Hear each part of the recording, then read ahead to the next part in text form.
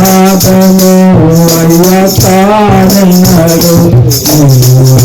నాదను అయ్యతానన్నాడు నాదను తండ్రి కానన్నాడు నాదను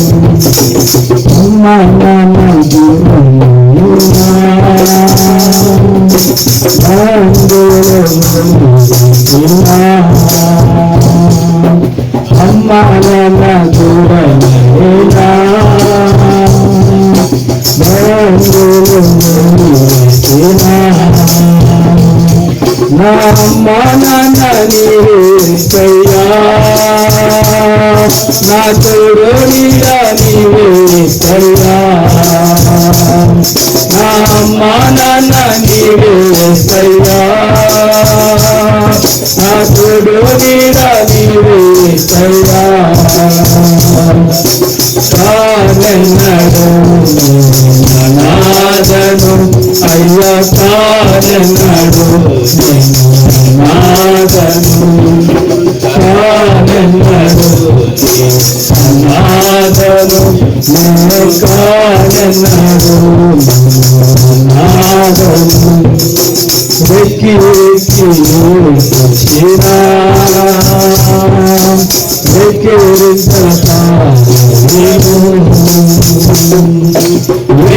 వెక్కి వచ్చినా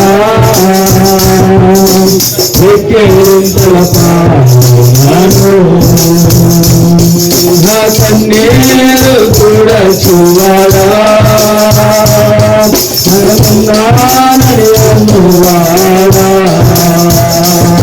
నా కన్నీరు కూడా చూవాడా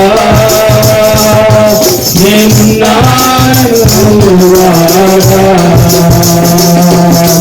కానన్నాడు నాదను అయ్య కానన్నాడు నాదను కానన్నాడు నాదను అయ్య కానన్నాడు నాదను రాజు రాగను రోగములతో వ్యాధిరాగలను రోగములతో నా వైద్యులకు నీవేస్తయ్యా నన్ను స్పష్టపరచువాడు నీవయ్యా నా వైద్యులకు నీవేస్తయ్యా నన్ను స్పష్టపరచువాడు నీవయ్యా కానన్నాడు నాదను అయ్యా కానన్నాడు నాదను కానన్నాడు నాదను అయ్యా కానన్నాడు నా కన్నీరు తుడసివరా నేనున్నాను అందువారా నా కన్నీరు తుడసివరా నేనున్నాను అందువారా నా అమ్మ నాన్న నీవేసయ్యా నా తోడు నీరా నీవేసయ్యా నా అమ్మ నాన్న నీవేసయ్యా నా తోడు నీరా నీవేసయ్యా నా వైద్యుడవు నీవేసయ్యా నన్ను స్వస్థపరచువాడు నీవయ్యా నా వైద్యుడవు నీవేసయ్యా నన్ను స్వస్థపరచువాడు నీవయ్యా కాదెన్నడు అనాథను అయ్యా కాదెన్నడు అనాథను తండ్రి కాదెన్నడు అనాథను అయ్యా కాదెన్నడు అనాథను నాదనుడా నీ కృపను ప్రచురించుట మంచిది మహాగణుడా నీ కృపను ప్రచురించుట మంచిది మహిమగల రాజా నీదు కార్యములు వివరించుట మంచిది మహిమగల రాజా నీదు కార్యములు వివరించుట మంచిది యెహోవా నిన్ను స్తుతించుట నాకు మంచిది మహోన్నతుడా నీ నామము కీర్తించుట మంచిది నా స్థితి గతులను ఎరిగితివి నా స్తుతి పాత్రుడ నా దేవా నా స్థితి గతులను ఎరిగితివి నా స్తుతి పాత్రుడ నా దేవా సృష్టికి కర్త హృదయనాథుడా ఇష్ట దైవమా ప్రాణప్రియుడా ఇష్ట దైవమా ప్రాణప్రియుడా యెహోవా నిన్ను స్తుతించుట నాకు మంచిది మహోన్నతుడా నీ నామము కీర్తించుట మంచిది అరుణోదయమున నీ కృపను అరగని నీ ప్రేమామృతము అరుణోదయమున నీ కృపను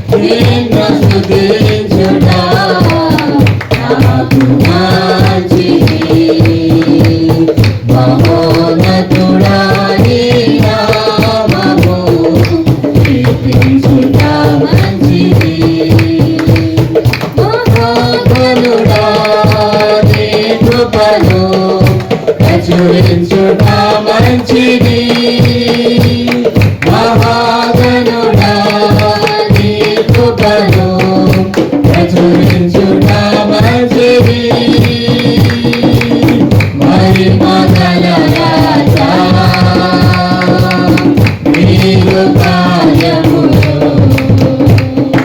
వివరించుట మంచిది మహిమగల రాజా నీరు కార్యములు వివరించుట మంచిది యెహోవా నిన్ను స్తుతించుట నాకు మంచిది మహోన్నతుడా నీ నామము కీర్తించుట మంచిది. ఎవరు మౌనంగా ఉండద్దండి, అందరు చెప్పట్లతో హృదయపూర్వకంగా పాడుతూ మనం కొలుగుతామండి. పెద్ద బుక్లో ఉన్న పాట నంబర్ 127. నిన్నే నిన్నే నే కొలతునయ్యా నీవే నీవే నా రాజువయ్యా నిన్నే నిన్నే నే కొలతునయ్యా నీవే నీవే నా రాజువయ్యా యేసయ్యా యేసయ్యా యేసయ్యా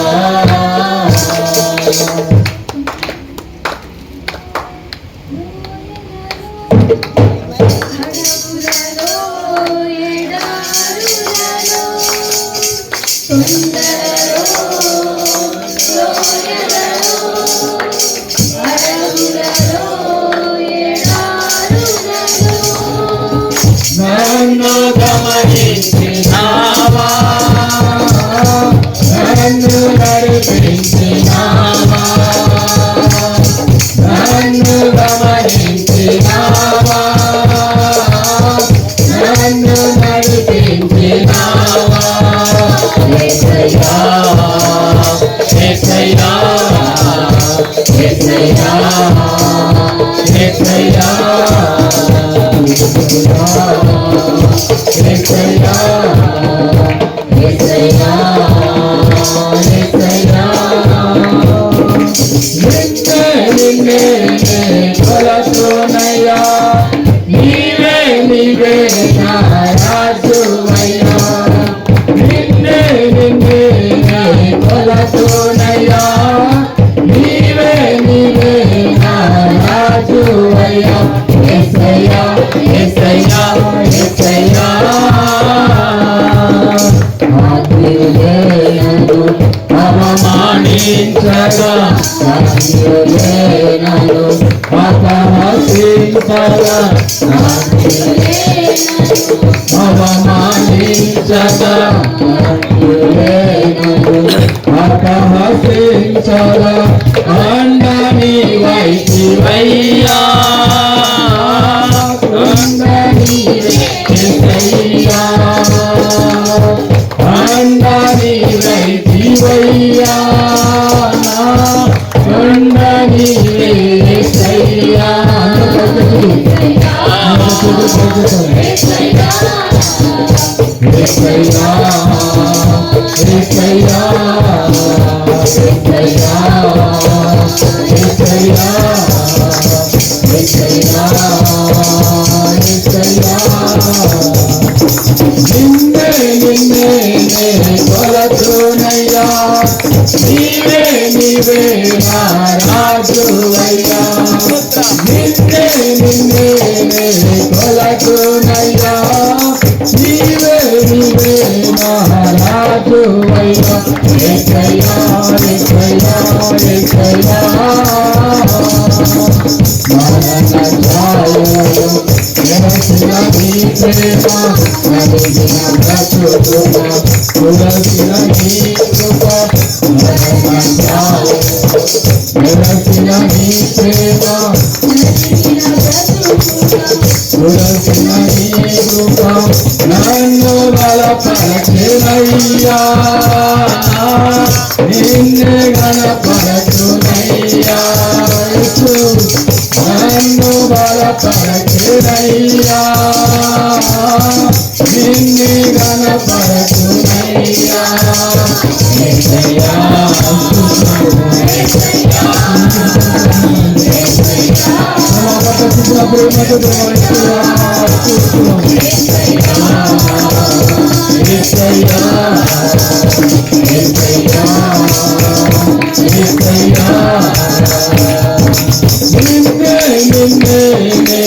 కొలచునయ్యా నీవే నీవే నా రాజువయ్యా నిన్నే నిన్నే కొలచునయ్యా నీవే నీవే నా రాజువయ్యా యేసయ్యా యేసయ్యా యేసయ్యా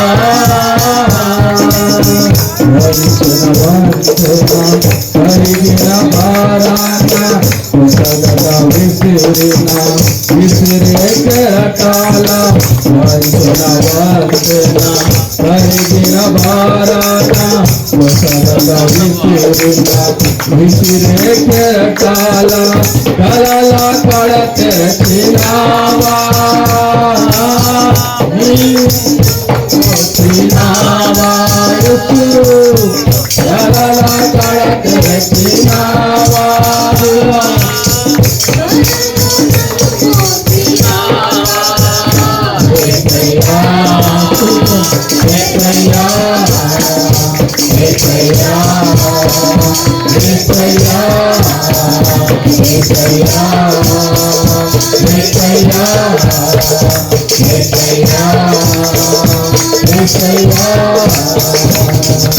నిన్నే నిన్నే కొలచునయ్యా నీవే నీవే నా రాజువయ్యా నిన్నే నిన్నే కొలచునయ్యా నీవే నీవే నా రాజువయ్యా యేసయ్యా యేసయ్యా యేసయ్యా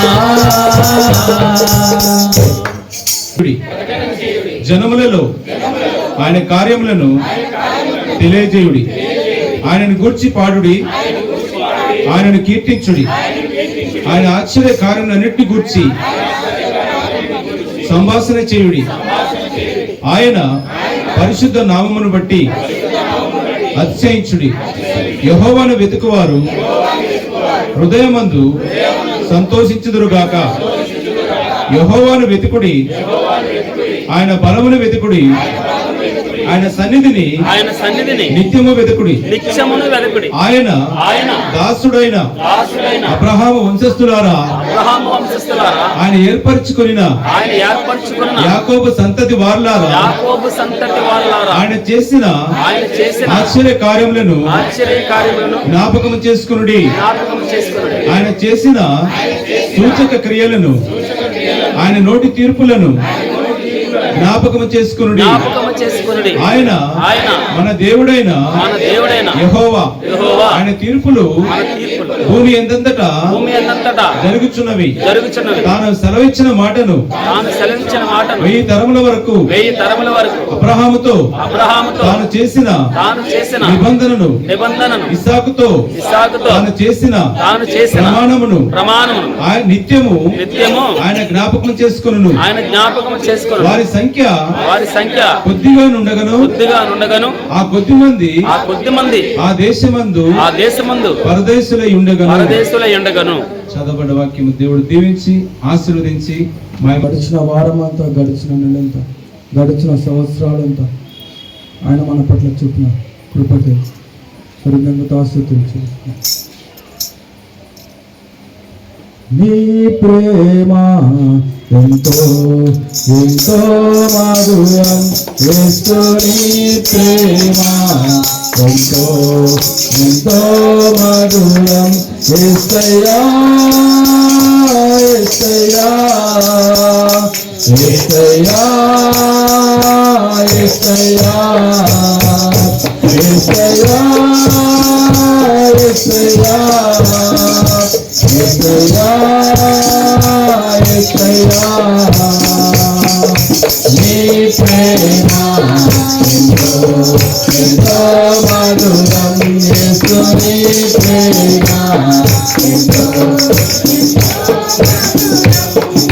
చెల్లికొండునా నీ ప్రేమ కన్న తల్లికొండునా నీ ప్రేమ అన్న కొండునా నీ ప్రేమ కన్న తండ్రి కొండునా నీ ప్రేమ చెల్లికొండునా నీ ప్రేమ కన్న తల్లికొండునా నీ ప్రేమ అన్న కొండునా నీ ప్రేమ కన్న తండ్రి కొండునా నీ ప్రేమ యేసయ్యా యేసయ్యా యేసయ్యా యేసయ్యా యేసయ్యా యేసయ్యా యేసయ్యా యేసయ్యా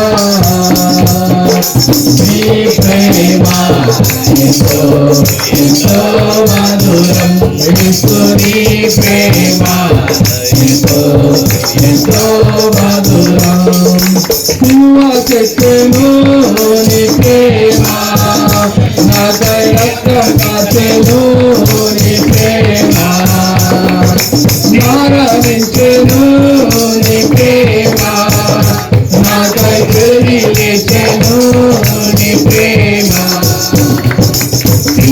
చెట్టును నీ ప్రేమ నాకై మరణించెను నీ ప్రేమ నించెను నీ ప్రేమ నాకై తిరిగి లేచెను నీ ప్రేమ యేసయ్యా యేసయ్యా యేసయ్యా యేసయ్యా యేసయ్యా యేసయ్యా యేసయ్యా యేసయ్యా నీ ప్రేమ ఎంతో ఎంతో మధురం యేసు నీ ప్రేమ ఎంతో ఎంతో మధురం యెహోవాను వెదకుడి, ఆయన బలమును వెదకుడి, ఆయన సన్నిధిని వెదకుడి. తర్వాత యెహోవాను ప్రస్తుతించుడి. 1-2 వచనాల్లో ఉంటుంది. యెహోవాను ప్రస్తుతించుడి, యెహోవ నామమును ప్రకటించుడి, యెహోవ కార్యములు ప్రచురించుడి. తర్వాత భక్తుడు చేయవలసిన పనులు కూడా 1వ వచనం నుంచి 9వ వచనం వరకు చెప్తారు కదా. యెహోవా యందు సంతోషించుడి. 2 యెహోవా సన్నిధిని వెతకండి. 3 యెహోవాను స్మరణకు తెచ్చుకోండి అంటారు. అనగా ఈ యొక్క కీర్తన మనం కూలంకషంగా మనం అర్థం చేసుకుంటే ఇశ్రాయేలీలు ఎవరమ్మా? ఇశ్రాయేలీల పట్ల అలాగే నీ పట్ల దేవుని యొక్క ప్రణాళిక. కొన్ని విషయాల్లో మనం కొంచెం కష్టంగా అనిపిస్తుంది. కష్టంగా అనిపించినా కూడా అది దేవుని ప్రణాళికలో ఉంటాం అనమాట. మనకి ఆయాసం అనిపిస్తుంది, అనారోగ్యం వస్తుంది, అప్పు అవుతుంది, ఇబ్బంది అవుతుంది, అవమానం అవుతుంది, ఇతరులు మనల్ని అకారణంగా దూషించవచ్చు.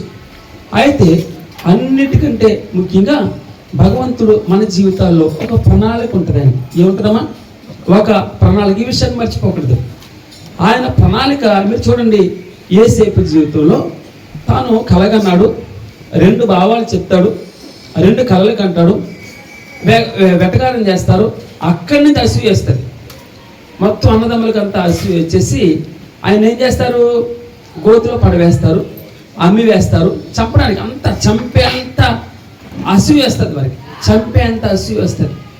అయితే యేసేపు ఇన్ని బాధలు పడుతున్నాడు. అందరూ ఏమనుకున్నారంటే యేసేపు శ్రమ పడుతున్నాడు అని అనుకుంటున్నాడు. పోతీఫరు ఇంట్లో ఉన్నాడు, నమ్మకంగా పనిచేస్తున్నాడు. నమ్మకంగా పని చేస్తూ కూడా అక్కడ అవమానం పొందాడు, జైలు పొందాడు. అందరూ ఏమనుకున్నారు? అయ్యో దేవుడు ఎంత అన్యాయం చేశాడు, ఇంత నమ్మకంగా ఉన్నాడు, ఇదేంటి యోసేపుకి ఇలా చివరిలో ఒక మాట చెప్తాడనమాట. ఇది మిమ్మల్ని పోషించడానికి, ఎవరిని? ఇశ్రాయేల్ అందరినీ పోషించడానికి, తన కుటుంబం నాశనం కాకుండా ఉండడానికి, విస్తరించడానికి. ఎక్కడ అభివృద్ధి చెంది 70 మందిగా వస్తారు ఆ కుటుంబ సభ్యులు. 70 మందిగా వచ్చి అసలు నక్షత్రాల కంటే లెక్క పెట్టలేనంత గొప్ప జనాంగంగా చేస్తారు భగవంతుడు. ఈ యొక్క మనం కీర్తనలు మనం చూడబోతున్నాం. ఏదైతే మనం బాధపడుతుందని అనుకుంటామో భగవంతుడు తన ప్రణాళిక ప్రకారం తప్పకుండా అద్భుతం చేస్తాడు. ఇది యోసేపు పట్ల మనకి దృష్టాంతంగా కనపడుతుంది. యోసేపుని ఎంతగా దీవిస్తాడండి. యోసేపు అనుమతి లేకుండా ఒక కాలు కానీ ఒక చెయ్యి కానీ కదపడానికి లేదు ఆ రాజ్యంలో. బానిసనండి, బానిసగా అమ్మబడ్డాడు, అర్థమైందమ్మా? విడవబడ్డాడు, అన్నల చేత ద్వేషింపబడ్డాడు, చంపడానికి కూడా వెనుదీయలేదు, అమ్మేశారు. అంతగా అసహింపబడినటువంటి వాడు, ద్వేషింపబడినటువంటి వాడు ఈ రోజున తను ఎంతగా హెచ్చించాడు తెలుసా? ఎవరైతే తనని ద్వేషించారో వారందరినీ పోషించడానికి భగవంతుడు ప్రధానిగా రాజుగా నిలబెట్టాడు. ఎవరిని? బానిసని కదమ్మా, అర్థమవుతుందన్నమాట. బానిసని అనగా ఎక్కడి వ్యతిరేకత ఉందో అది అన్ని సాతానే చేస్తుందని అనుకో. దేవుని ప్రణాళికలో మనం ఉన్నాం, నీ చిత్తంలో ఉన్నాను ప్రభా. ఆయనకి ఒబీడియంట్గా దాన్ని ఏమంటే ఇంకొక విధంగా ఆయన మాటకు లోబడితే, ఆయన పాదాల కింద సాగిలు పడిపోతే అన్నీ కూడా మనకు అనుకూలంగానే కనబడతాయి. ఏ వ్యతిరేకత వచ్చినా, బాధ వచ్చినా, ఇబ్బంది వచ్చినా, ఇరుకులు వచ్చినా, అవి జరగకపోయినా, ఎన్నోసార్లు మనల్ని చేరించుకున్నా, మనకు నచ్చకపోయినా, ఇతరులకు నచ్చకపోయినా భగవంతుడు ఆ ప్రణాళికను మర్చిపోకూడదు. తన చిత్తం నెరవేర్చడానికి నీ జీవితంలో కొంచెం ఆటంకం వస్తూ ఉంటుంది. ఆ ఆటంకాలనే భగవంతుడు అనుకూలంగా మార్చేస్తాడు. ఉదయం ఒక పాట మేము విన్నాం, ఆ పాట పాడరా దినేష్ అని అడిగాను. ఆ పాటలో ఏమని ఉంటుందంటే, మన భగవంతుడు ఆలస్యం చేస్తున్నాడని కాదు, భగవంతుడు ఆలస్యం చేయొచ్చు కానీ నిన్ను అలక్ష్యించే. అర్థమవుతుందన్నమాట. భగవంతుడు ఆలస్యం చేయొచ్చు కానీ ఆయన అలక్ష్యం చేసేటటువంటి దేవుడు కాదు. నిన్ను లక్ష్యం ఉంచుతాడు, నిన్ను పట్టించుకుంటాడు, నిన్ను వినిపిస్తాడు. ఇది సూత్రం. ఎవరైతే అపొస్తలులైన పౌలు గారు సౌలుగా ఉన్నప్పుడు మొత్తం సంఘాన్ని హింసిస్తున్నాడు, సంఘాన్ని కొడుతున్నాడు, వారిని చంపేస్తున్నాడు, స్టెఫను కూడా చంపేయడానికి అనుమతించినటువంటి వ్యక్తి.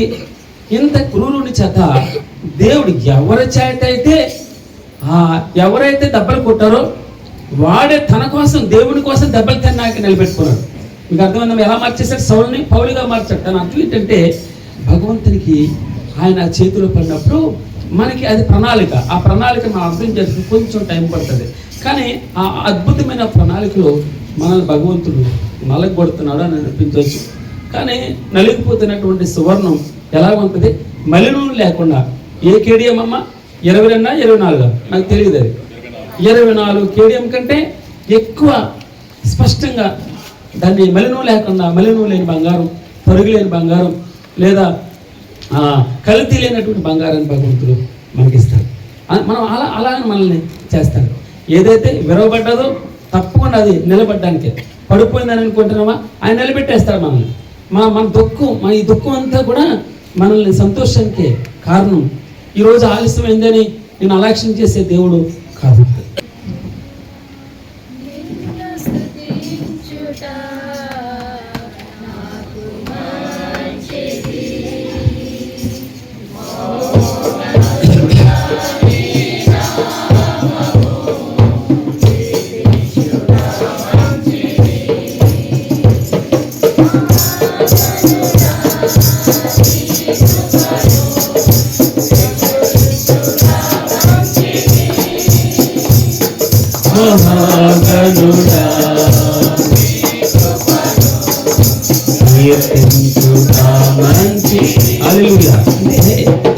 ఇక్కడ మనం ఆలోచన చేస్తే 105వ కీర్తన ఈ పాట ఒకటి అనమాట.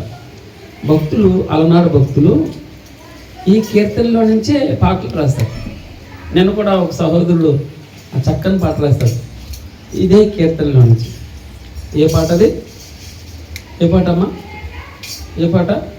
నేను ఎల్లప్పుడూ యెహోవాను సన్నుతించెదను, నిత్యము ఆయన నేనెల్లప్పుడూ యెహోవాను సన్నుతించెదను. నిత్యము ఆయన కీర్తి నా నోట నుండి. అంతా నా మేలుకే ఆరాధన యేసుకే. అంతా నా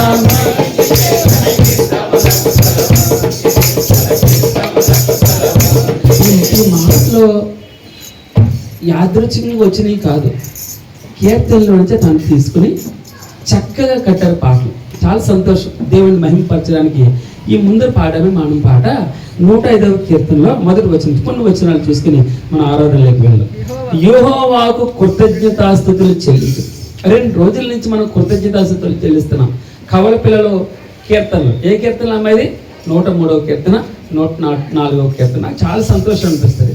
103వ కీర్తన ఏమని చూస్తాం? నా ప్రాణమా యెహోవాను సన్నిధించుము, నా అంతరంగమునున్న సమస్తం. దేన్ని మర్చిపోతుంది అంటే నువ్వు మనం ఆపాదమస్తుగా ఉంటామే, నడినెత్తి నుంచి అరికాల వరకు అన్ని కదలాలి. దాన్ని ఏమంటారంటే జీల్ అంటే ఏంటి? శివరింగ్ అవడం. ఇంకొక విధంగా చెప్పాలంటే మొత్తం లీనమైపోవడం. మనం ఆ పాట పాడుతున్నప్పుడు మనం మైమర్చిపోవడం. మన హావభావాలు ఎలాగున్నా ఇతరుగా అక్కర్లేదు. మన భగవంతుని పూజిస్తున్నప్పుడు, ఆరాధన చేస్తున్నప్పుడు, స్తుతిస్తున్నప్పుడు గొంతులేసి ఇతరుల మీద పడిపోమని కాదు దాని అర్థం. మనల్ని మనం మైమర్చిపోవడం. ఆయన్ని మనం అంతగా లోపలికంతా తీసుకుని మా నోటి ద్వారా స్వరం కాదు కావలసిన దానికి, స్వరాలు కాదు, ఆ భావం నాభిల నుంచి రావాలి. ఆర్ద్రత, ఆయన పట్ల కృతజ్ఞత, స్తుతి. మనం ఆయన చేసిన మేలు జ్ఞాపకం వస్తే, అసలు నీకు ఏం చేశాడో తెలిస్తే, ఆయన నీకు చేసినటువంటి రక్షణ కార్యం అర్థమైతే, ఎంత ఘోర పాపం నుంచి నేను విడిపించాడని ఆలోచన చేస్తే, అయ్యో పున్నామ నరకం, ఏ నరకం అనేది? పున్నామ నరకం నుంచి పెద్ద కొడుకు కాదు, భగవంతుడు యేసుక్రీస్తు వారి నేను ఆయన విడిపించాడన్న ఆ భావం నీలో వస్తే, ఆయన్ని ప్రభువా ఎంత ఘోర పాపం ఏంటి తండ్రి, నేనేంటయ్యా, నువ్వెక్కడయ్యా, నీ రాజ్యంలో నాకు రాజ్య నివాసులుగా.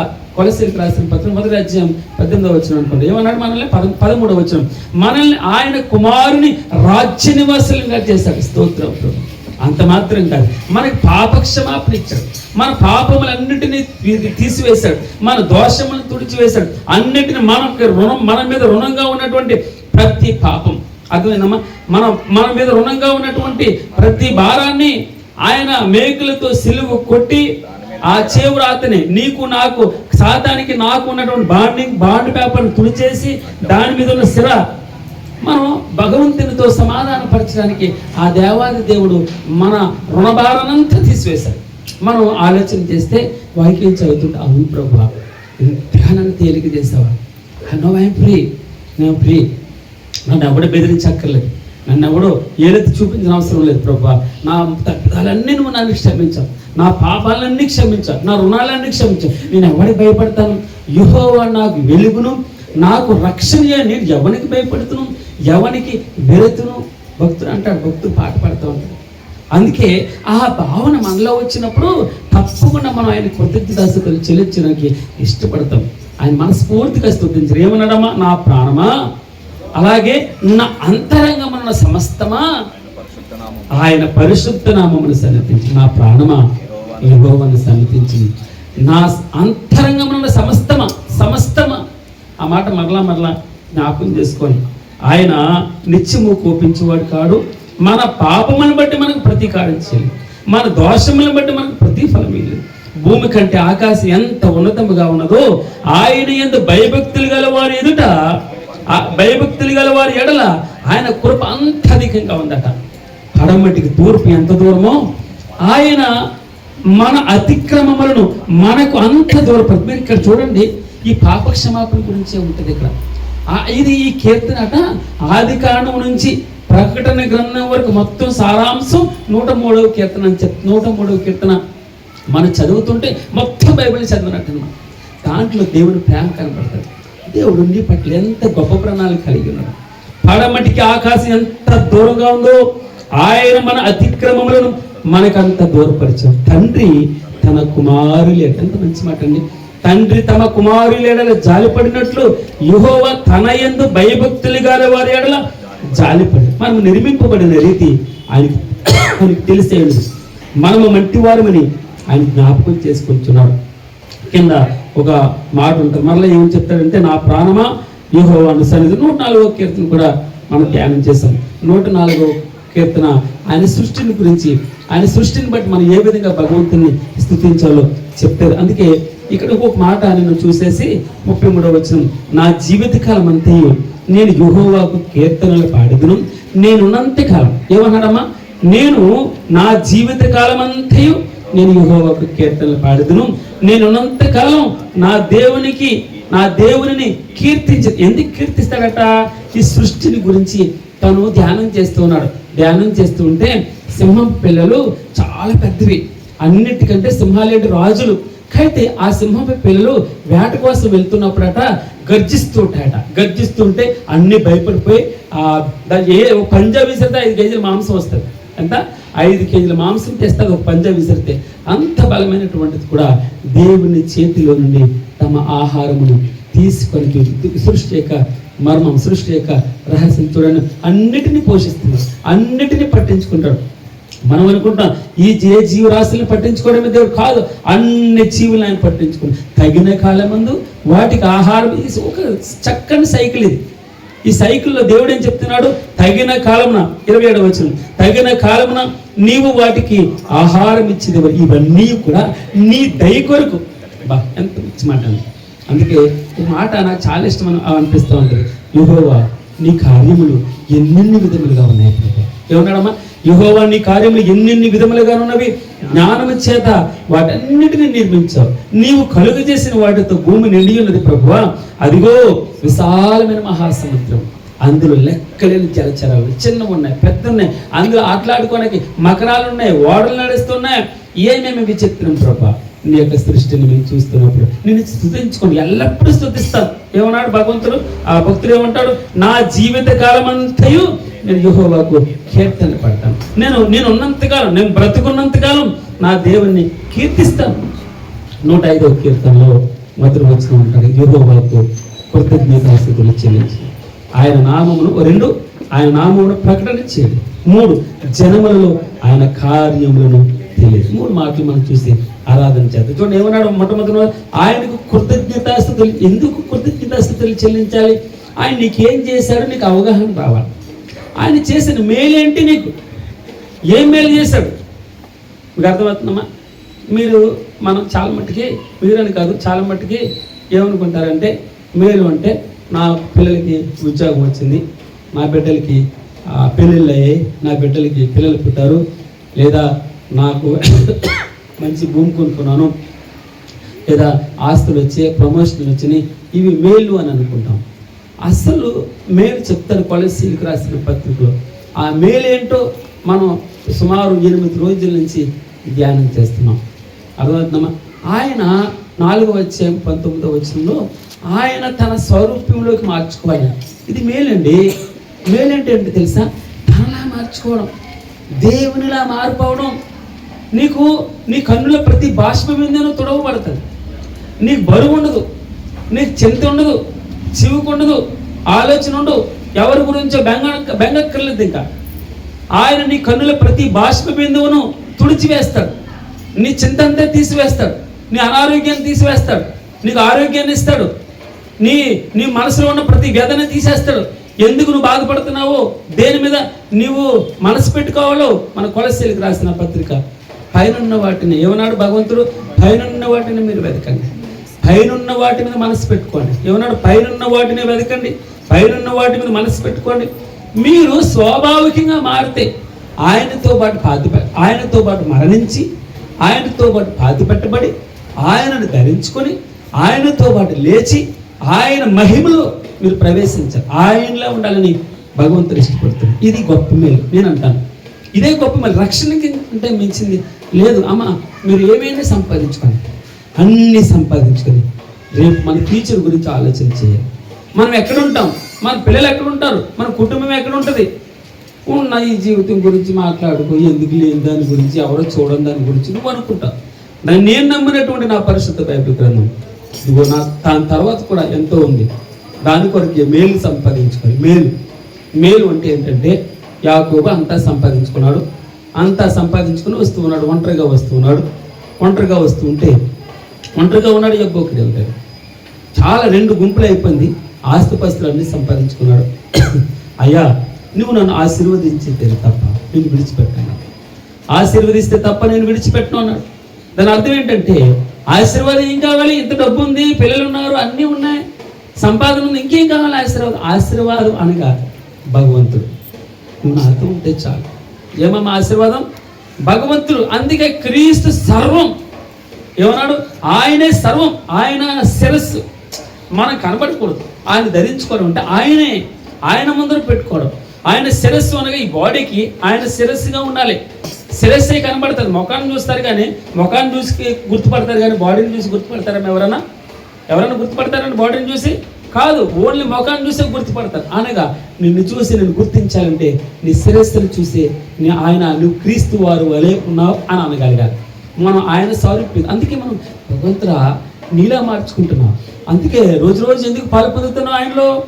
ఎందుకు ఈ యొక్క సహవాసంలోకి వస్తున్నావు? రోజు రోజు ఎందుకు ఎడదగ్గ ప్రార్థనలో ఉన్నావు? ఎందుకు అపోస్తలుల బోధ, ఎందుకు వాక్యం వాక్యం వాక్యం అంటూ ఉన్నావు? ఆయనలా మారడానికి, ఆయనలా ఉండడానికి. అందుకే ఎన్నెన్ని కార్యాలు, ఇశ్రాయేలుకి ఎన్నెన్నో కార్యాలు జరిగింది. సముద్రం ఏంటండి? ఎండిన నేల కావడం ఏంటండి? ఎండిన నేల ఏంటండి? నీళ్లు కావడం ఏంటండి? 20 లక్షలు పైపడి వాళ్ళకి ఒకేసారి నీళ్ళు కావాలంటే ఎన్ని నీళ్ళు కావాలి? 2 మనుషులు నీళ్ళు ఉంటే నీళ్ళు ట్యాప్ స్లోగా వస్తే విలువలు ఆడిపోతాము. ఎప్పుడు నీళ్ళు వేస్తుంది? చెప్పు, నీళ్ళేమను అంటారమ్మా? మన ఇళ్లలో ఉంటాయి కదా బాధ. 20 లక్షల మంది పైపడి కాల్పలు ఉన్నారు. ఇంతమందికి నీళ్లు ఎలా సమృద్ధిగా వస్తాయి? ఎలా, ఎక్కడి నుంచి తీసుకురావాలి? బండ నుంచి నీళ్ళు ఇచ్చాడు ప్రభు. స్తోత్రం. ఏమీ లేని స్టేజ్లో మనం, అందుకే మన జీవితాల్లో ఆయన కార్యాలు చేస్తే ప్రభు ఈ గండం ఎలా గడుస్తుంది, ఈ బాధ ఎలా తీరుస్తుంది, ఈ శ్రమ ఎలా పోతుంది, ఈ ఇబ్బంది ఎలా పోతుంది, అయ్యో నా కొడుకు భవిష్యత్తు ఏంటి, నా బిడ్డ భవిష్యత్తు ఏంటి, మనం ఎన్నెన్నో అనుకుంటాం. కానీ ఆయన కలగ చేసుకుంటే, ఆయన చేతుల్లో ఉంటే అద్భుతం జరుగుతుంది. దేవుడు నామం అనుకుని మహిమ కలుగు. మరలా చెప్తాను, యెహోవాకు కృతజ్ఞతాస్తుతులు చెల్లించుడి. 2, ఆయన నామమును ప్రకటన చేయాలి, జనములలో ఆయన కార్యములను తెలియజేయడం. మనం మాట్లాడుకునేటప్పుడు భగవంతుని గురించి మాట్లాడాలి. ఆయన నీ జీవితంలో ఏం చేశాడు? మునుపు ఎలాగుండే వాళ్ళను, మునుపు దోషకుడును, హింసకుడును, హానికరుడు, ఈరోజు నేను ఎలా మారగలవు? నువ్వు చెప్పక్కర్లేదు, వారే చెప్పాలి. మునుపు చాలా దుర్మార్గుడు, నువ్వు ఎలా మారేవేంటి? నువ్వు ఇలా అనేకులు మేలు కోసం ఎందుకు తాపత్రయపడుతున్నావు? అనేకులు పేదవాళ్ళు ఎవరైనా వారు వస్తే వారి కోసం ఎందుకు నన్ను అంటే నేను గొప్పతనం ఏం చెప్పుకోవట్లేదు, కానీ కొంతమంది జస్ట్ మనం ఎవరో ఒకరు ఉపకారం చేస్తే 4 నోళ్ళల్లో మన పేరు ఉండాలి. 4 నాలుకల మీద మన పేరు ఉండాలి. మనం ఇలాగుండి ఇది ఎవరికి ఉపకారం చేయలేదు అని అనుకోకూడదు. మనం వెళ్ళిపోయే లోపల కొంతమందికైనా ఉపకారం చేయాలి. మనం సాధ్యమైనంత వరకు ఉపకారం చేయాలి. అదేనండి, మీరు ప్రార్థన ఒకటే కాదండి, మనుషులకు కూడా మన ప్రార్థన భగవంతుని దగ్గర భక్తి అంత చేస్తామో కొన్ని క్రియలు ఉంటాయి. విశ్వాసం క్రియలతో ఉంటుంది. ఆ క్రియలు కూడా మనం చేయవలసిన బద్దులమే ఉన్నాం. 2, అందుకే మనం ఆయన్ని ప్రకటన చేయాలంటే సాక్ష్యం. ప్రకటన చేయాలంటే సాక్ష్యం. పేరుకే మనం నిజ క్రైస్తవుడు అని చెప్పేసి అంటే నమ్మరు. నిజంగా నువ్వు నీ చుట్టూ ఉన్నటువంటి 10 మందే ఉండొచ్చు. ఆ 10 మందికి నిజమైన సాక్ష్యం నువ్వు ఎప్పుడు చెప్తావు తెలుసా? నీ నోట అబద్ధం లేనప్పుడు. నీ మాట వాడు నిజం పలుకుతాడండి, అబద్ధం చెప్పడు. వాడు ఇన్కమ్ ట్యాక్స్ కూడా వాడు నష్టమైనా కూడా ఎప్పుడు అబద్ధం, ఆ దొంగ బిల్లు పెట్టడు. ఆ లోను లేదా ఏదైనా కూడా దేన్నైనా దొంగ బిల్లు పెట్టడు, దాచుకోడు. ఇంట్లో ఒకలాగా, వీధిలో ఒకలాగా ఉన్నాడు, యథార్థతో ఉంటాడు. ఇది భగవంతుని దగ్గర మనం భగవంతుని గురించి మనం ఇచ్చే గొప్ప సాక్ష్యం. మన గురించి అంటే మన సాక్ష్యం యేసుక్రీస్తు వల్ల మనం ఎలా బ్రతుకుతున్నామో దాన్నే చూస్తారు. అందుకని చాలాసార్లు చెప్తాను, మత్తయి సువార్త, మార్కు సువార్త, లూకా సువార్త, యోహాను సువార్త. నువ్వు కూడా ఒక సువార్త. నేను చదువుతారు, నీ జీవితాన్ని చదువుతారు, నీ పిల్లల్ని చదువుతారు, నీ భార్యని చదువుతారు, నీ కుటుంబాన్ని చదువుతారు, నువ్వు వెళ్తూ ఉన్నప్పుడు చదువుతారు. నువ్వు ఎలాగ ప్రార్థన చేస్తున్నావు, ఎలాగ పాటలను పడుతున్నావు, నీ ఇంట్లో చేసేవాళ్ళని పడుతున్నావు, నీ యొక్క క్రియలు ఎలాగున్నాయి, నువ్వు పక్కవారితో ఎలాగ ఉంటున్నావు, ముఖం మార్చుకుని ఉంటున్నావా, లేదా ఎప్పుడు కోపంతో ఉంటున్నావా, ఎప్పుడు వారు దాన్ని ఏమంటారు అసమాధానంగానే ఉంటున్నావా, సమాధానం పడని స్థితి ఉంటుందా? మన సాక్ష్యం, మన ఇతరులతో కొలీగ్స్తో మనం పనిచేసినప్పుడు మన సాక్ష్యం కావాలి. ఎవరికి శత్రుత్వం, వాడు శత్రుత్వం ఉంటే ఉండగలుచుకుంటాం. మన సిగ్గులేని వాళ్ళకి వెళ్ళి మాట్లాడాలి. మనం మాట్లాడాలి. అది నేను చెప్పేది. మనం వారికి ముందు మనం చేయాలి. ఏదైనా సరే మనమే ప్రభువా దేవుని బట్టి నేను క్షమిస్తున్నాను. ఓకే రైట్, ఓకే నీకు నష్టం జరిగి ఉండొచ్చు, కానీ మనం అక్కడికి వెళ్ళి అదే సాక్ష్యం అండి, అదే గొప్పతనం. నీకు నలుగురి కంటే ముందు అయ్యా నేను ఉంటాను, నేను పని చేస్తాను, నేను కష్టపడతాను, నేను ఓవర్ టైం చేస్తాను. మీరు వెళ్ళండి. మూర్ఖులైనటువంటి అధికారులు కూడా లోపల ఉండమంటే అదే సాక్ష్యం. నీకు మరలా తనొచ్చి నిన్ను దేవుణ్ణి స్తుతించాలి. నీకు దేవుడు చాలా గొప్పవాడండి, గొప్ప విశ్వాసం అనేది అని చెప్పేసి మనం రెచ్చిపోకూడదు. వాళ్ళు రెచ్చిపోతున్నా మనం రెచ్చిపోకూడదు. వాళ్ళు కేకలేస్తున్నా మనం కేకలేసేయకూడదు. మన చిన్నవాళ్ళకి కూడా మనం వారి మీద దయ ఉండాలి. మన దగ్గర పనిచేసేవాళ్ళు కూడా పనిచేసేవారుగా చూడకూడదు, మన సహోదరుగా చూడాలి. దాసులు చూస్తాం మన పత్రికలో ఇదే. భగవంతుడు ఏం చెప్తాడో అదే. మన పక్కన పని చేసేవారు కూడా పని కూడా అనుకోకూడదు. ఎప్పుడు నా తోటి దాసుడు అయి ఉండొచ్చు, కూడా పేద అయి ఉండొచ్చు. ఏమన్నా ఈ స్థితిలో వాడు నీకు పని చేస్తూ ఉండవచ్చు, కానీ అంత మాత్రం కదా పనివాడు మా పని మనిషి అనకూడదు. జంటలకు గుర్తుపెట్టుకోవాలి. అలాగే కొన్ని విషయాల్లో మనం తగ్గించుకోవాలి. మనం ఎంత తగ్గించుకుంటే అంత సాక్ష్యం దేవుణ్ణి మనం ఇతరులు స్తుతించగలరు. నువ్వు స్తుతించడం కాదండి, నీ ద్వారా ఇతరులు స్తుతించాలి. నీ దేవుడు గొప్పవాడు అంటే దాని అర్థం మహిమ ఆయనకి రావాలి, ఘనత ఆయనకి రావాలి. మనుషులని సత్క్రియలను చూసి పరలోకముందున తండ్రిని మహిమపరిచినట్లు వారి ఎదుట మీ మంచి క్రియలను సత్క్రియలను మీ వెలుగును ప్రకాశించారు. మీ వెలుగును యేసయ్యను ప్రకాశించారు. ఆ సువార్తలు మీ స్వాభావికాన్ని, మీ స్వభావాన్ని అస్సలు రూపం బయటపడాలి. మనకి ఆ రూపం బయటపడితే వీడు పైకి ఒకలాగా ఉంటాడు, లోపల ఒకలాగా ఉంటాడు అనుకోకూడదు. చర్చిలో ఒకలాగా ఉంటాడు మౌనంగా, బయటకు వస్తే బాబు ఖర్చు అనుకోకూడదు. మనం ఎప్పుడూ ఒకలా ఉంటాం. మన మాట, మన తీరు, మన ప్రవర్తన, మన యూజేజ్, లేదా మన సెల్ ఫోన్ కానీ లేదా ఇంకొక కంపెనీలో వస్తువులు కానీ దేన్ని అశ్రద్ధగా ఆ సమయం 8 గంటలు అయింది, మీకు బ్రేక్ వచ్చిందా, వాడవచ్చు ప్రాబ్లంలో. మరి మధ్యాహ్నం బ్రేక్ ఉందా, లంచ్ చేస్తున్నాము, 10 నిమిషాలు వాడుకోవచ్చు నీ సమయం. అలాగని చెప్పేసి సమయం దాన్ని ఏమంటారు, వర్క్ చేసే సమయంలో నీ సొంత కార్యాలకి ఉపయోగించుకోవడానికి లేదు మనం పాపం చేస్తున్న వాళ్ళు అంటాం. పరిశుద్ధాత్మ నేను అందుకే ఎవరైనా ఫోన్ చేస్తే నేను వర్క్ ఉంటే నా 2 నిమిషాలు ఆగు అని చెప్పేసి ఆ పని చేసి తర్వాత నేను మాట్లాడతాను ఎవరితో. అంతే తప్ప మన కంపెనీ మనం మోసం చేయకూడదు, మనం అన్యాయం చేయకూడదు. ఎవరో చోట్ల ఏం కాదని చెప్పేసి మనం మిస్యూజ్ చేయకూడదు. దాన్ని ఏమంటారు, వర్క్ ఫ్రమ్ హోమ్ చేస్తూ ఉంటారు. వర్క్ ఫ్రమ్ సొంత కార్యాలు చేయకూడదు. లాగా ఆన్లో పెట్టుకుని మన సొంత కార్యాలు చేయకూడదు. దాని మీద దృష్టి ఉంచుకోవాలి. వర్క్ ఫ్రమ్ హోమ్ చేసేవాళ్ళు కూడా అనగా మన యథార్థత, మన సాక్ష్యం, మంచి సాక్ష్యం కలిగి ఉండాలి. ఇతరులకు చెప్పాలి మన గురించి. నీకు నువ్వు సాక్ష్యం చెప్పుకోవడం, ఇతరులు నీ గురించి సాక్ష్యం చెప్తూ దేవుని మహిమ అప్పుడు ప్రకటన చేయబడుతుంది. 3 చెప్పాను. 1 ఏమన్నాడు, యెహోవాకు కృతజ్ఞతాస్తుతులు చెల్లించడి. 2 ఆయన నామమును ప్రకటన చేయడి, జనముల్లో ఆయన కార్యములను తెలియచేయడి. ఆయనను గురించి పాడుడి, ఆయన కీర్తించుడి, ఆయన ఆశ్చర్య కార్యములన్నింటినీ సంభాషించండి. దేని గురించి మాట్లాడుకోవాలంట, ఆయన ఆశ్చర్య కార్యాలు, ఆయన గొప్ప కార్యాలు, ఆయన మహత్కార్యాలు. అవకాశం దొరికినప్పుడల్లా ఆయన వాక్యం ఎంత గొప్పదో, ఎంత అద్భుతంగా దేవుడు మనతో మాట్లాడుతున్నాడో. ఆయన వాక్యమే మనల్ని బ్రతికించేది, ఆయన వాక్యమే మనల్ని పోషించేది. ఎవరు 2-3 కూర్చున్నప్పుడు ఆయన వాక్యం గురించి సంభాషించాలి. ఏం సంభాషిస్తాం? మూడో వ్యక్తి గురించి. మన మధ్యలో నేను మూడో వ్యక్తి గురించి మాట్లాడకూడదు. పాపం అవుతుంది, పరిశుద్ధతను కోల్పోతాడు. అనవసరంగా మన పరిశుద్ధతని కోల్పోవాలి. విన్నవాడు పరిశుద్ధత కోల్పోతాడు, చెప్పినవాడు పరిశుద్ధత కోల్పోతాడు. మూడో వ్యక్తి గురించి మీరు అకారణంగా మాట్లాడతాడు. నీకు తెలియదు, నువ్వు ఏదో విన్న మాటే కానీ నువ్వు ప్రాక్టికల్గా తన గురించి నీకు తెలియదు.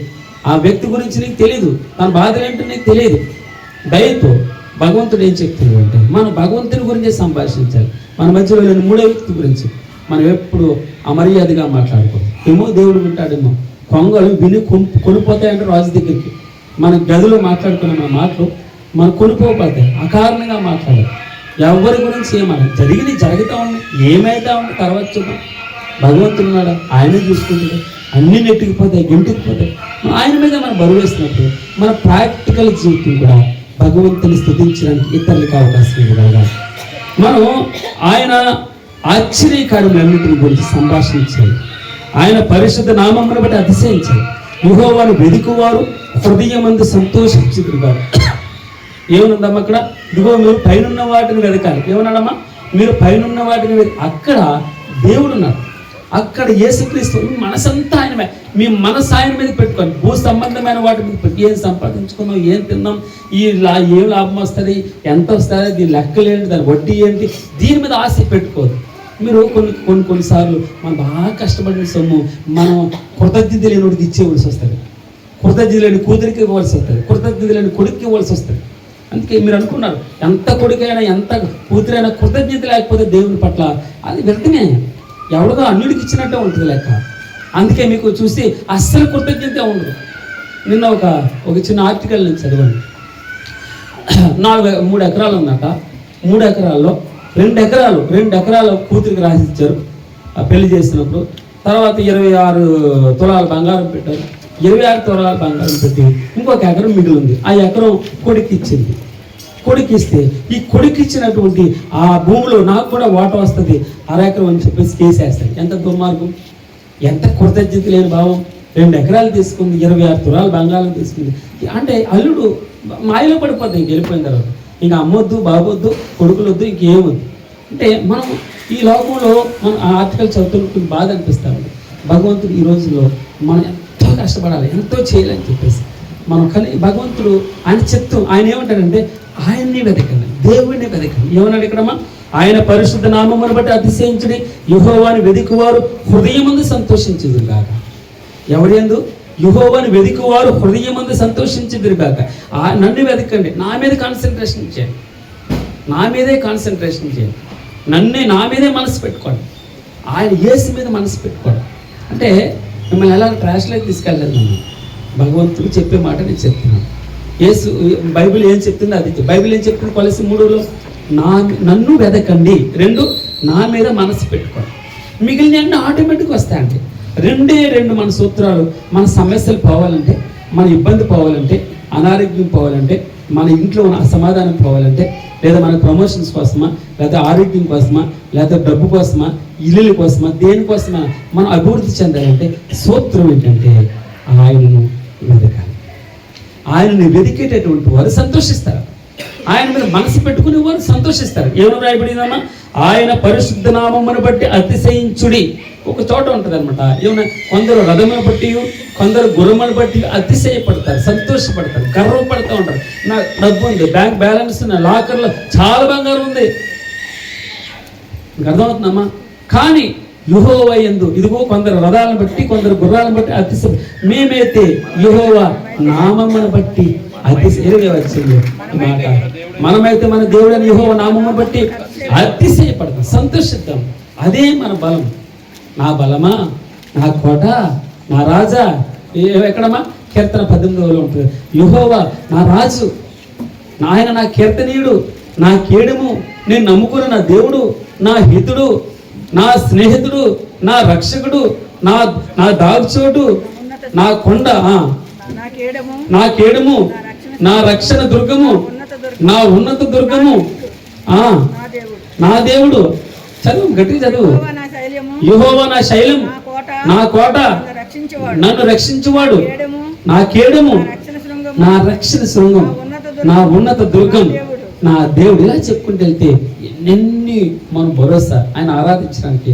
ప్రభువా ఆయన పరిశుద్ధ నామమును బట్టి అతిశయించుడి, యెహోవాను వెదుకువారు హృదయం ముందు సంతోషించుదురు కాక.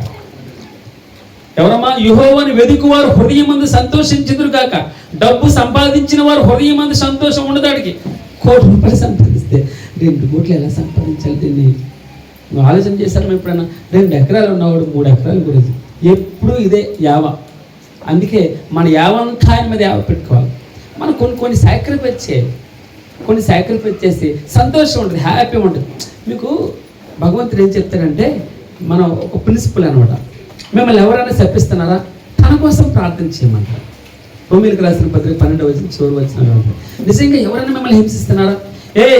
అన్నదమ్ముల మధ్య గొడవ వచ్చింది, నాకు ఎక్కువ కావాలి, ఇది నాది నీది కాదు అన్నారా? వదిలే. సిగ్గుపడిపోయి నిజంగా దేవుడు నిన్న అంచెంచులుగా అంతకంటే ఎంచుతాడమ్మ. నీకు అస్సలు నీకు లెక్క ఉండదు, ఎక్కడి నుంచి వచ్చింది నాకు ఆస్తి అనిపిస్తుంది. భగవంతుడు మన ఆస్తికర్తలుగా చేస్తారు. ఆయన ఇది భయభక్తులు కొనమంటారు. నిజంగా ఆస్తికర్తలుగా చేస్తారు, ఒట్టొట్టుగా కాదు. మనల్ని ఆస్తికర్తలుగా చేస్తారు. ఈ రోజున నువ్వు కింద పడుకుంటూ ఉండవచ్చు, కడిగి నేల మీద చిన్న దుప్పుడు పరుచుకుని తలగాలు వేసి పడుకుండవచ్చు. నిన్ను అద్భుతంగా ఆయన సుందరమైన భవనాల్లో నిన్ను ఉంచడానికి ఇష్టపడతాడు. ఆయన ఆస్తికర్తలుగా చేస్తాడు. అది ఎప్పుడు తెలుసా? శత్రువుల ఎడలను, కృతజ్ఞత లేని వారి ఎడలను. చూడండి, చాలా మనం అన్నదమ్ములు ఉన్నారనుకోండి, ఒక తమ్ముడు చాలా అనుభవిస్తాడు. ఒక అక్క తమ్ముడు ఉంటారు, అక్క ద్వారా చాలా అనుభవిస్తారు, మొత్తం అంతా ఆమె చేస్తారు తమ్ముడికి. అదే తమ్ముడు పోరాడతాడు, నువ్వు వెళ్ళిపో ఇంట్లో అని చెప్పించాడు. నిశ్చింతగా వెళ్ళిపోదు, ఆస్తంతా వెళ్ళిపోదు. తమ్ముడా నువ్వే మంచిగా బతుకు, నువ్వే శుభ్రంగా ఉండు, దేవుడు నాకేం అన్యాయం చేయడు, ఇదంతా ఎక్కడి నుంచి వచ్చింది, ఆయన ఇచ్చిందే కదా, నా కష్టార్జితం కాదు, నేను ఆయన ఆరోగ్యం ఇచ్చాడు కాబట్టి నేను సంపాదించి. తమ్ముడా నువ్వే శుభ్రంగా ఉండు, నువ్వు సంతోషంగా ఉండు, నెమ్మదిగా వెళ్ళిపోద్ది. ఆ తల్లి అభివృద్ధి చెందుతుంది ఒకనొక సమయాన.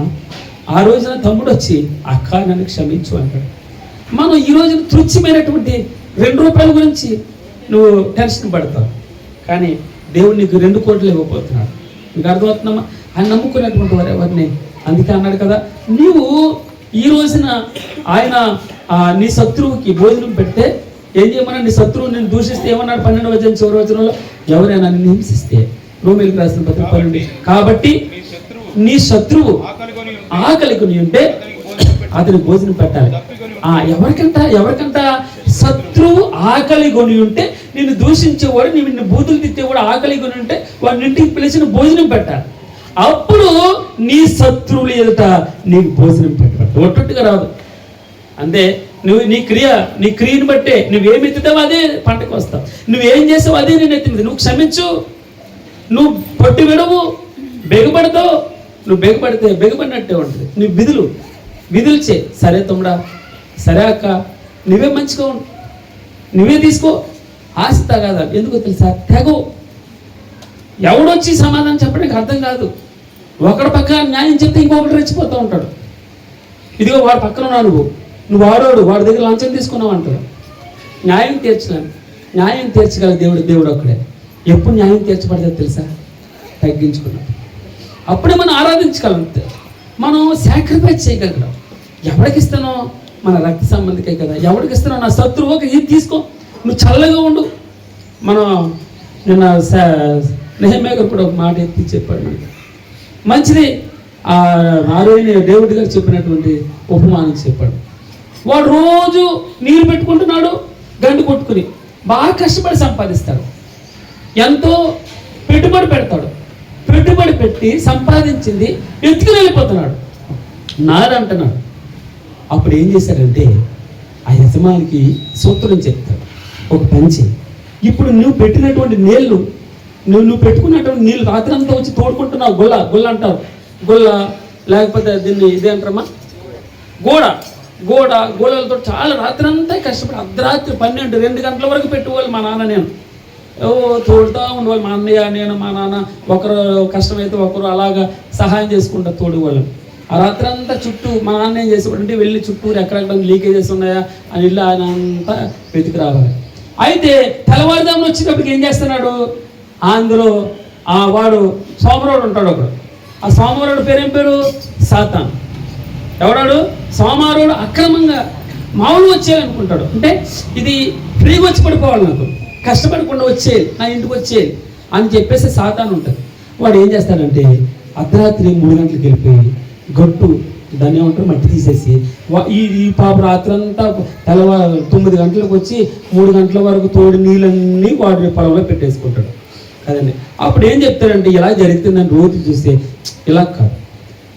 ఒక యజమాని వచ్చి ఏం చెప్తే, ఇలా కాదు, నువ్వు పంచి మొట్టమొదట నీకు నీళ్ళు పెట్టుకోవద్దు, ఆడు పొలంలోకి నీళ్ళు తోడే. నువ్వు అర్థమైందండి, వాడు పొలంలోకి నీళ్ళు తోడేస్తే నీకు వాడు పెట్టుకునే అవకాశం ఉండదు. మీకు అర్థమైందమ్మా? నువ్వు 1 రూపాయి అడిగావు అనుకో, 2 రూపాయలు తీసుకోతాండా, అక్క తీసుకో, 2 రూపాయలు తీసుకో. ఆశ తాగాతో ఉన్నప్పుడు 2 రూపాయలు నువ్వే ఎక్కువ తీసుకో నాకంటే అంటే, అప్పుడు ఏం చేస్తాడో, అక్క వద్దులే అక్క, 2 రూపాయలు రూపాయలు తీసుకో, రూపాయలు నాకు ఉంచి అంటాడు. అంటే నేనేం చెప్తానంటే, దేవుడు మనల్ని శత్రువుకు భోజనం పెడితే తప్పకుండా ఆయన 6:36 ఏమంటుందమ్మా, ఆయన కృతజ్ఞత లేని వారి ఎడలను, దుష్టుల ఎడలను ఉపకారి ఏమన్నారు. నేను ఎవరైనా హింసిస్తున్నారా? పెరిన్న రోజు హింసిస్తుంది. ఏం చేసింది? వెళ్ళి దెబ్బలాడిందా? ఎక్కడికి వెళ్ళింది? అక్కడికి వెళ్ళిపోయింది, వెళ్ళి కుమ్మరించుకుంటుంది. కుమ్మరించుకుని ఆ రోజున సమూయేలు ఇచ్చేసింది ఒప్పుకొని. దాని తర్వాత తన కుటుంబం విస్తరించింది, అక్కడితో ఆగిపోలేదు. మనం ఎప్పుడు కూడా భగవంతుని మనసు కలిగి ఉంటే ఆయన పరిశుద్ధ నామమును బట్టి అతిశయించాలి. ఆయన నామమును బట్టి అతిశయించి ఇహమైనటువంటిది, తుచ్చమైనది, భూ సంబంధమైన వాటి మీద మనసు పెట్టుకోకుండా ఉండాలని ప్రభువు ఇష్టపడుతున్నాడు. భూ సంబంధమైన అంటే ఏంటి? డబ్బు, భూములు, ఇల్లు, ఆస్తులు, శారీరక కోరికలు, ఇవన్నీ కూడా శారీరక సంబంధమైనవి. అందుకే వీటి మీద మనసు పెట్టుకోరు, నా మీద మనసు పెట్టుకోరు. మీకు ఆటోమేటిక్గా మీరు ఆడగాక మునిపే మెక్కలు తెలిసినటువంటి దేవుడు మిమ్మల్ని అద్భుతంగా నీ బిడ్డలకి మంచి మంచి సంబంధాలు దొరికాయి. అసలు ఊహించలేనటువంటి సంబంధాలు దొరికాయి. మీ పిల్లలకి ఒక అద్భుతమైనటువంటి వరుడు రాబోతాడు, వధువు రాబోతాడు. మీరు ఎప్పుడు కూడా ఆయన చేతిలో ఆయనకి మనకి ఉంటే ఆయన కల్పించుకునే విధంగా మనం బ్రతుకులు చెప్పాలి. అందుకే దేవుడు ఏమన్నాడు? ఆయన అతిశయించాలి, ఆయన బట్టి మనం అతిశయించాలి. ఆయన పరిశుద్ధ నామమును బట్టి అతిశయించడి. యెహోవాను వెదుకువారు హృదయమందు సంతోషించుదురు గాక.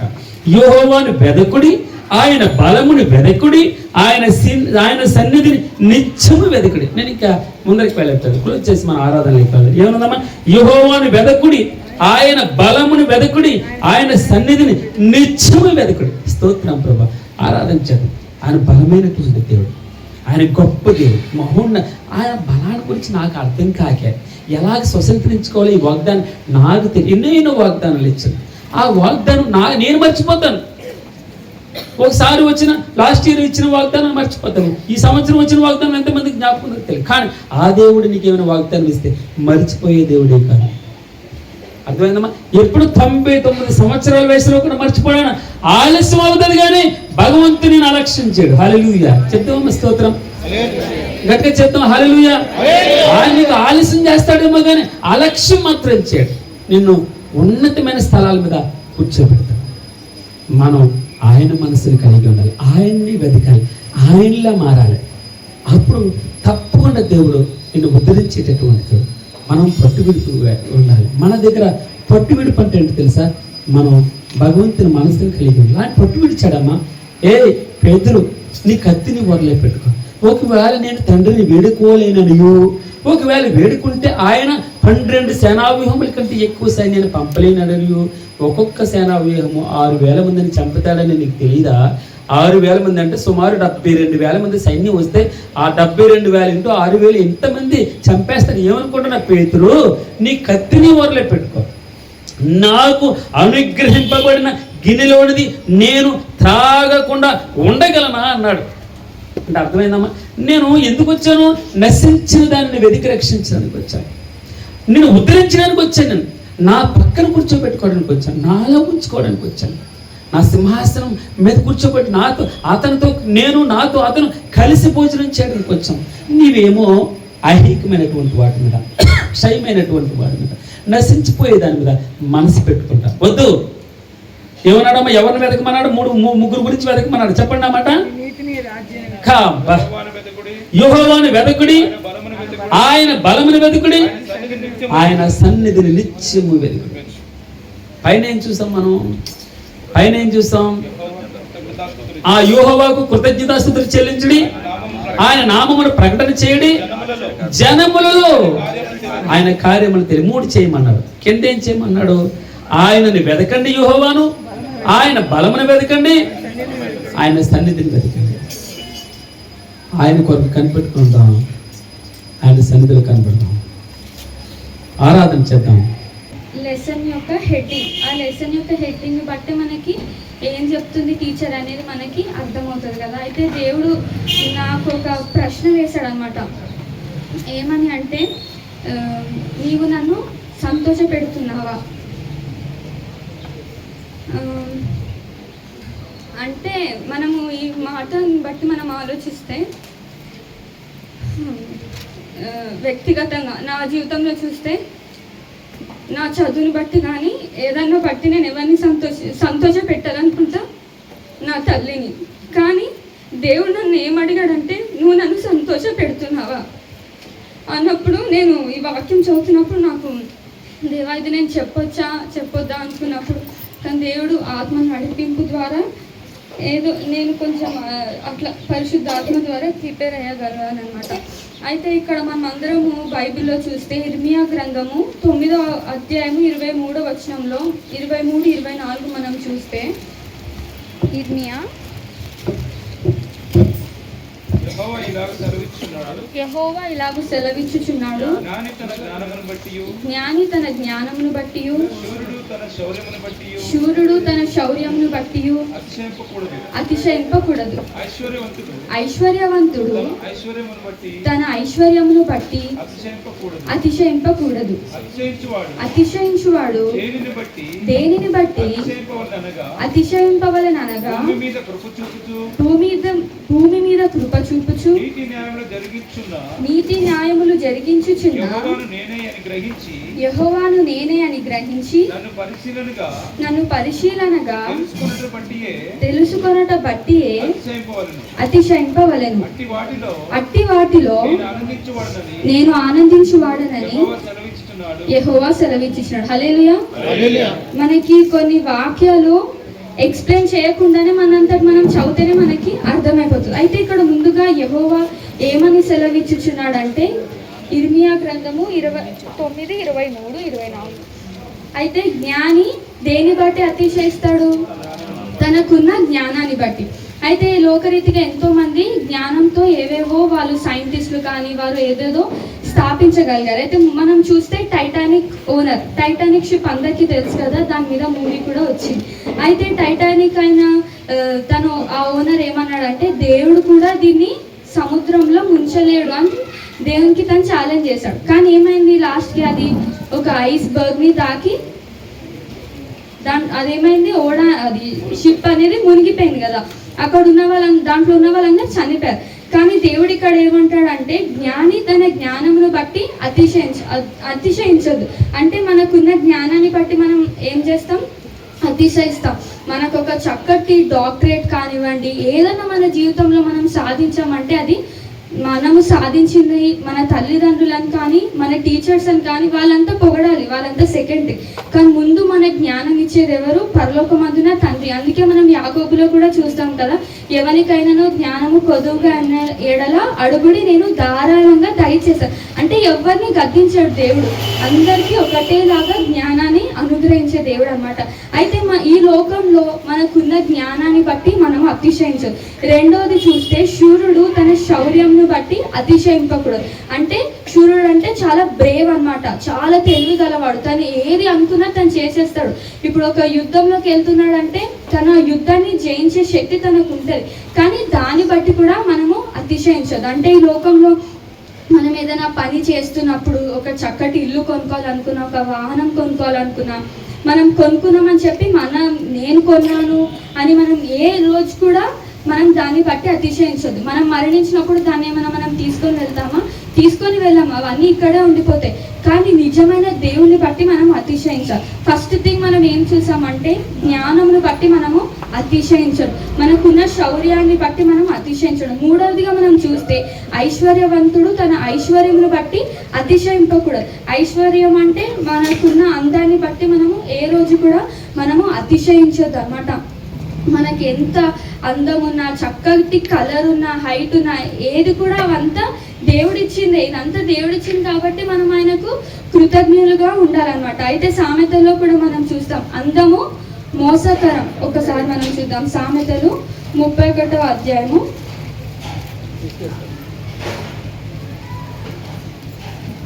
సామెతలు 31వ అందం మోసకరము, సౌందర్యము వ్యర్థము. యెహోవా యందు భయభక్తులు కలిగిన స్త్రీ కొనియాడబడును. హల్లెలూయా. అయితే ఇక్కడ మనం మూడోది ఏం చూసాం? మనకున్న ఐశ్వర్యాన్ని బట్టి మనం ఏం చేయొద్దంట? అతిశయించదు. మనము దేవుని యందు భయభక్తులు కలిగి ఉంటే ఆ స్త్రీ ఏం చేయబడుతుంది? కొనియాడబడుతుంది. మనకున్న దేవుడు ఏమంటాడు? దావీదుని చూసినప్పుడు సౌలు వచ్చి దావీదుని సమూయేలు వచ్చి దావీదుని చూస్ చేసుకున్నప్పుడు దేవుడు ఏమంటాడు? నువ్వు పై రూపమును లక్ష్య పెట్టద్దు. అంటే దావీదు ఏ హైట్ ఉన్నాడు, ఏ కలర్ ఉన్నాడు అని చూడొద్దు. అయినా హృదయాంతరంగా ఉన్నాడు. మన దేవుడు కూడా మన హృదయాన్ని ఎరిగే దేవుడు అన్నమాట. మన అందాన్ని కానీ, మనకున్న జ్ఞానాన్ని కానీ, అది దేని బట్టి మనము అతిశయించదు. అయితే దేని బట్టి అతిశయించాలని దేవుడు ఇక్కడ కింద 24వ వచనంలో మనం చూస్తే, అతిశయించువాడు దేనిని బట్టి అతిశయింపవలెననగా భూమి మీద కృప చూపుచు నీతి న్యాయములు జరిగించుచున్న యెహోవాను నేనే అని గ్రహించి నన్ను పరిశీలనగా తెలుసుకొనుటను బట్టియే అతిశయింపవలెను. హల్లెలూయా. అయితే ఇక్కడ మనం ఏం చూసాం? 3 విషయాలు మనం చూసాం. దేన్ని బట్టి అతిశయించాలని దేవుడు ఇష్టపడుతున్నాడు? ఇప్పుడే మనం ఇక్కడ చదివాం. కృపను చూపుచు నీతి న్యాయములు జరిగించుచున్న యెహోవాను నేనే అని మనము గ్రహించాలి. అయితే మనం నైట్ పండుకున్నప్పుడు మనం ప్రేయర్ చేసుకుంటాం. దేవా ఈ దినమంతా కాచావు, నీకు వందనాలు, ఉదయంనే లెగడానికి కృప దయచే అని మనం ప్రేయర్ చేసుకుంటాం. మార్నింగ్ లెగ్గానే నిజంగా మనం పడకల మీద ఉండే దేవా థ్యాంక్స్ అని చెప్పుకుంటున్నామా?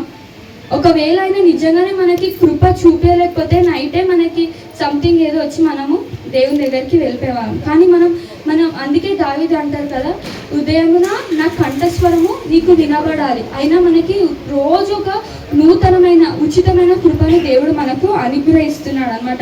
అందుకే 136వ కీర్తనలో కూడా మనం చూస్తాం కదా, ఆయన కృప నిరంతరం ఉండునని. ఆ అధ్యాయంలో 2nd లైన్ మొత్తం అదే ఉంటుంది. ఆయన కృప నిరంతరం ఉంటుంది, ఆయన కృప నిరంతరం. మనం ఈ భూమి మీద ఉన్నన్ని రోజులు ఆయన కృప మనకి తోడై ఉంటుంది అనమాట. రెండవదిగా మనం చూస్తే నీతి ఎక్కడ నుండి మనకు దొరుకుతుందని చూస్తే దేవుని వాక్యం ద్వారానే నీతిగా నడుచుకో అని చెప్తాం కదా. అంటే నీతి అంటే కరెక్ట్గా నడుచుకో, ఎక్కడ అటు ఇటు తొట్టిల్లకు అని మనం చెప్తాం. దేవుని వాక్యం చదివితేనే మనకి ఏ విధంగా నీతిగా నడుచుకోవడానికి మనకి అవకాశం ఉంటుంది. మూడవదిగా మనం చూస్తే న్యాయము. మనకి లోకంలో న్యాయం కావాలంటే మనం ఎక్కడికి వెళ్తాం? ఎవరు చెప్పట్లేదు, లాయర్ దగ్గరికి వెళ్తాం. ఫస్ట్ పోలీస్ స్టేషన్కి వెళ్తాం. పోలీస్ వల్ల కూడా కాకపోతే కోర్టులో కేసేసి అక్కడికి వెళ్తాం. కానీ మన దేవుణ్ణి నమ్ముకుంటే మనకు అవి ఏవి తిరగాల్సిన అవసరమే లేదు. మనం దేవునికి ప్రార్థన చేసి వారి కొరకు దేవవారిని దర్శించాలి. మనము 4 రోజులు మీటింగ్స్ అయినప్పుడు ఒక దైవజనుడు చెప్పాడు ఏంటంటే, అక్కడ వారు చర్చి కన్స్ట్రక్షన్ చేసుకోకుండా ఆపివేసినప్పుడు ఆ కూలి వారికంటే దేవుడు దర్శనం ఇచ్చాడంట, నువ్వు వెళ్ళి అక్కడ పని స్టార్ట్ చేయని. మనం కూడా మన జీవితంలో ఎవరన్నా సరే మనకు అడ్డుగా ఉన్నారంటే, దేవా ఈ రాత్రి వాళ్ళని దర్శించని నేను అంకుల్ చెప్పినప్పుడు నేను స్టార్ట్ చేశాను. దేవా వారిని ఒకసారి దర్శించయ్యా, మాకు కొన్ని పనులు రాకుండా ఏం చేస్తున్నారు, వాళ్ళు ఆపేస్తున్నారు, వారిని ఒకసారి దర్శించని మనము దేవునికి ప్రార్థన చేయాలి. ఎందుకంటే మన దేవుడు అన్యాయం చేసే దేవుడు కాదు, విధవరాలి పక్ష అయినా వ్యాజ్యమాడే దేవుడు, మనకి తోడై ఉండే దేవుడు కదా. మనని ఏ రోజు కూడా అయినా విడువడు. నిన్ను ఎడబాయి చూడుము నా అరచేతుల్లో నిన్ను చెక్కుకున్నానని సెలవిచ్చే దేవుడు అనమాట. అయితే 3 మనం చూసాం, పైన 3 చూసాం. దేన్ని బట్టి అతిశయించకూడదు? మన జ్ఞానాన్ని బట్టి, మనకున్న శౌర్యంను బట్టి, మనకున్న ఐశ్వర్యాన్ని బట్టి మనం ఏ రోజు కూడా అతిశయించదు. ఇవన్నీ ఒక రోజు మట్టిలో కలిసిపోతాయి. కానీ మనం దేవుని దగ్గరికి వెళ్ళినప్పుడు దేవుడు మన దగ్గర చూసేది ఏంటి తెలుసా? మనం ఎంతలా ఆయనను సంతోష పెట్టాం, ఏ విధంగా ఆయనను నా మట్టుకు నేను అనుకుంటాను, ఇక్కడ నేను నిల్చొని వాక్యం చెప్తున్నానంటే నేను కరెక్ట్గా ఉన్నానంట, దేవుడు నన్ను కరెక్ట్ చేస్తున్నాడు. అట్టి రీతిగా నా సంఘాన్ని కూడా దేవుడు ఈ వాక్యం తెలియజేయాలని ఇష్టపడుతున్నాడు. మనం దేన్ని బట్టి అతిశయించాలంటే ఆయన చూపిస్తున్న కృపను బట్టి, నీతిని బట్టి, న్యాయంను జరిగించుచున్న దేవుడు. ఇవన్నీ జరిగిస్తున్నాడని మనం ఏం చేయాలంటే గ్రహించాలి. ఆ తర్వాత మనము పరిశీలన చేయాలి. పరిశీలన ఎలా చేస్తాం? పరిశీలన అంటే మనం చూస్తాం కదా, ఎగ్జామిన్ ఎట్లా చేస్తాం? ఈ వాక్యంను చదివితేనే దేవుని కృప మనకి ఏ విధంగా ఉందో మనకి తెలియబడుతుంది అనమాట. అయితే లాస్ట్లో మనం చూస్తాం కదా, అట్టి వాటిలో నేను ఆనందించి వాడనని యెహోవా సెలవిచ్చుచున్నాడు. అయితే మనము ఈ విషయంలో దేవుని సంతోషపరిచే వారంగా ఉండాలి. మనకున్న జ్ఞానాన్ని బట్టి కానీ, డబ్బును బట్టి కానీ, దేని బట్టి కూడా మనం అతిశయించకూడదు. కేవలం ఆయన ఇచ్చిన చక్కటి కృప, ఒక రోజు మనం చూస్తున్నామంటేనే అది దేవుడు మనకి ఇస్తున్న కృప, దాన్ని బట్టి మనము సంతోషించాలన్నమాట. అయితే నేను ఒక 4 పాయింట్స్ రాసుకున్నాను. అంటే దేవుని ఏ విధంగా మనం సంతోషపరచాలి. మనం అట్లా చెప్పుకుంటూ పోతే ఎన్నో విషయాలు వస్తాయి. అంటే ఒక్కొక్కరికి ఒక్కొక్క మైండ్ సెట్ ఉంటుంది కదా. ఇప్పుడు నాకు ఒకలాగా అర్థమవుతుంది, ఇక్కడ ఉన్న మీకు దేవుని ఏ విధంగా సంతోషపరచాలి అని మనకు తెలుస్తుంది. నాకు దేవుడు మాట్లాడింది 4 అన్నమాట. ముందుగా మనం చూస్తే విశ్వాసంతో దేవుని సంతోష పెట్టాలి. ఫస్ట్ థింగ్ ఏంటి? విశ్వాసం అంటే మనకు తెలుసు, ఫెయిత్ కదా. మనము దేవుని యందు చక్కగా విశ్వాసం ఉండాలి. అయితే మనము ఒకసారి హెబ్రీలోకి రాసిన పత్రిక 11:6లో మనం ఇక్కడ చూస్తే హెబ్రీలోకి రాసిన పత్రిక 11:6 విశ్వాసము లేకుండా దేవునికి ఇష్టడై ఉండుట అసాధ్యం. హల్లెలూయా, హల్లెలూయా. అయితే ఇక్కడ మనం ఫస్ట్ లైన్ లో మనం చూస్తే విశ్వాసం లేకుండా దేవునికి ఇష్టడై ఉండుట అసాధ్యం. అంటే విశ్వాసం లేకుండా మనం దేవునికి ఇష్టంగా ఉండం అన్నమాట. అయితే మనం ఈ విశ్వాస జీవితంలో చూస్తే ఎన్నో మనకి శ్రమలు వస్తాయి, రావని కాదు. మనం క్రీస్తును కలిగి ఉన్నామంటే మన లైఫ్ సాఫీగా వెళ్ళిపోతుంది, మనకి ఏ సమస్యలు రావని కావు, వస్తాయి. కానీ మనం దాని అందు ఏం చేయాలి? సంతోషించాలి. అందుకే అంటాడు కదా, ఎల్లప్పుడూ సంతోషించుడి, మరలా చెప్పుతుంది సంతోషించు. ప్రభునందు మనం సంతోషించాలి. ఎందుకంటే దేవుడు ఇక్కడ రాసిపెట్టి ఉన్నాడు, భయపడకుడి, నేను ఈ లోకమును జయించి ఉన్నాను. అంటే ఈ లోకంనైనా జయించినాడు అంటే మన సమస్యలు కూడా ఆయనే జరిగిస్తాడు కదా. ఇక్కడ మనం చూస్తే విశ్వాసం లేకుండా దేవునికి ఇష్టడై ఉండుట వ్యర్థం, అసాధ్యం. ఇష్టడై ఉండుట అసాధ్యం అంటే మనం ఫస్ట్ థింగ్ మనలో మనం దేవుని సంతోష పెట్టాలి. నేను మరి ముఖ్యంగా సంతోష పెట్టాలంటే నాకు విశ్వాసం కావాలి. మన బ్యాంక్ బ్యాలెన్స్ కానీ 0 అయిపోయినా కూడా మనము సంతోషించాలి. ఎందుకంటే మనము ఈ లోకంలో ఉన్న గొప్ప దేవుని మనము కలిగి ఉన్నాం కదా. చాలా మంది నార్మల్గా అంటుంటారు, మీరు చాలా రిచ్చా, మీరు చాలా రిచ్చా. నేను అంట, అవును నేను రిచ్ అంట, నాకు ఇంకేం లేదు, కానీ అయినా రిచ్ అంట. ఎందుకు? ఈ లోకాన్ని సృజించిన దేవుడు మనకి రాజుగా ఉన్నాడు, తండ్రిగా ఉన్నాడు కాబట్టి మనం రిచ్చే. ఆయన మనని తలగా ఉంచుతాం కానీ తోకగా ఉంచనంటాడు కదా. ఈ లోకంలోనే వాటన్నిటిని మనకి ఆయన అనుగ్రహించే దేవుడు. మనం 3 పూటలు భోజనం చేస్తున్నామంటే ఆయనకి ఎంతలా మనము ఇష్టంగా ఉన్నాం, అదే విధంగా మనం తిరిగి ఆయనను సంతోష పెట్టే వారం ఉండాలన్నమాట. అయితే మనము విశ్వాసమునకు తండ్రి ఎవరండి? అబ్రహాం కదా. అబ్రహాము విశ్వాసమునకు తండ్రి. అయితే మనం ఆ తండ్రిని చూస్తే ఒకసారి తను దేవుడు తనని ఎంతో దేవుడు తనని విశ్వాసమునకు తండ్రి అనడానికి కారణం ఏంటో తెలుసా? ఆయన దేవుణ్ణి సంతోష పెట్టాడు. ఏ విధంగా సంతోష పెట్టాడంటే మనందరికి తెలుసు, మనం గత వారం అంతా మనం చూస్తున్నాం అబ్రహాం తండ్రి గురించి. తనకు ఒక్కగానైనా ఒక్క కుమారుడిని అనుగ్రహించటకు ఆయన వెనుక తీయలేదు. అంటే దేవుడు ఆయన మాట విన్నాడు కాబట్టి దేవుడు ఎంత సంతోషపరచబడి ఉంటాడు కదా. మన జీవితంలో కూడా ఈ కొద్ది లైఫే ఎప్పటి వరకు ఉంటామో మనకు తెలియదు. ఉన్నన్ని రోజులు మనము దేవుణ్ణి సంతోష పెట్టే వారంగా ఉండాలి.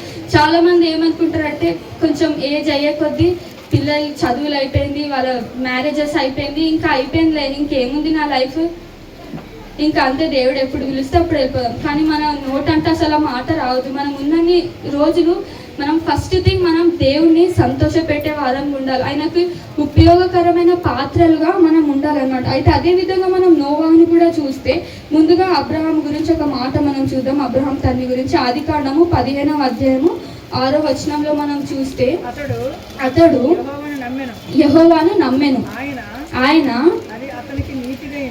అది అతనికి నీతిగా ఎంచబడెను. అయితే ఇక్కడ మనం చూస్తే అబ్రహాము తండ్రి ఎవరిని నమ్మారు?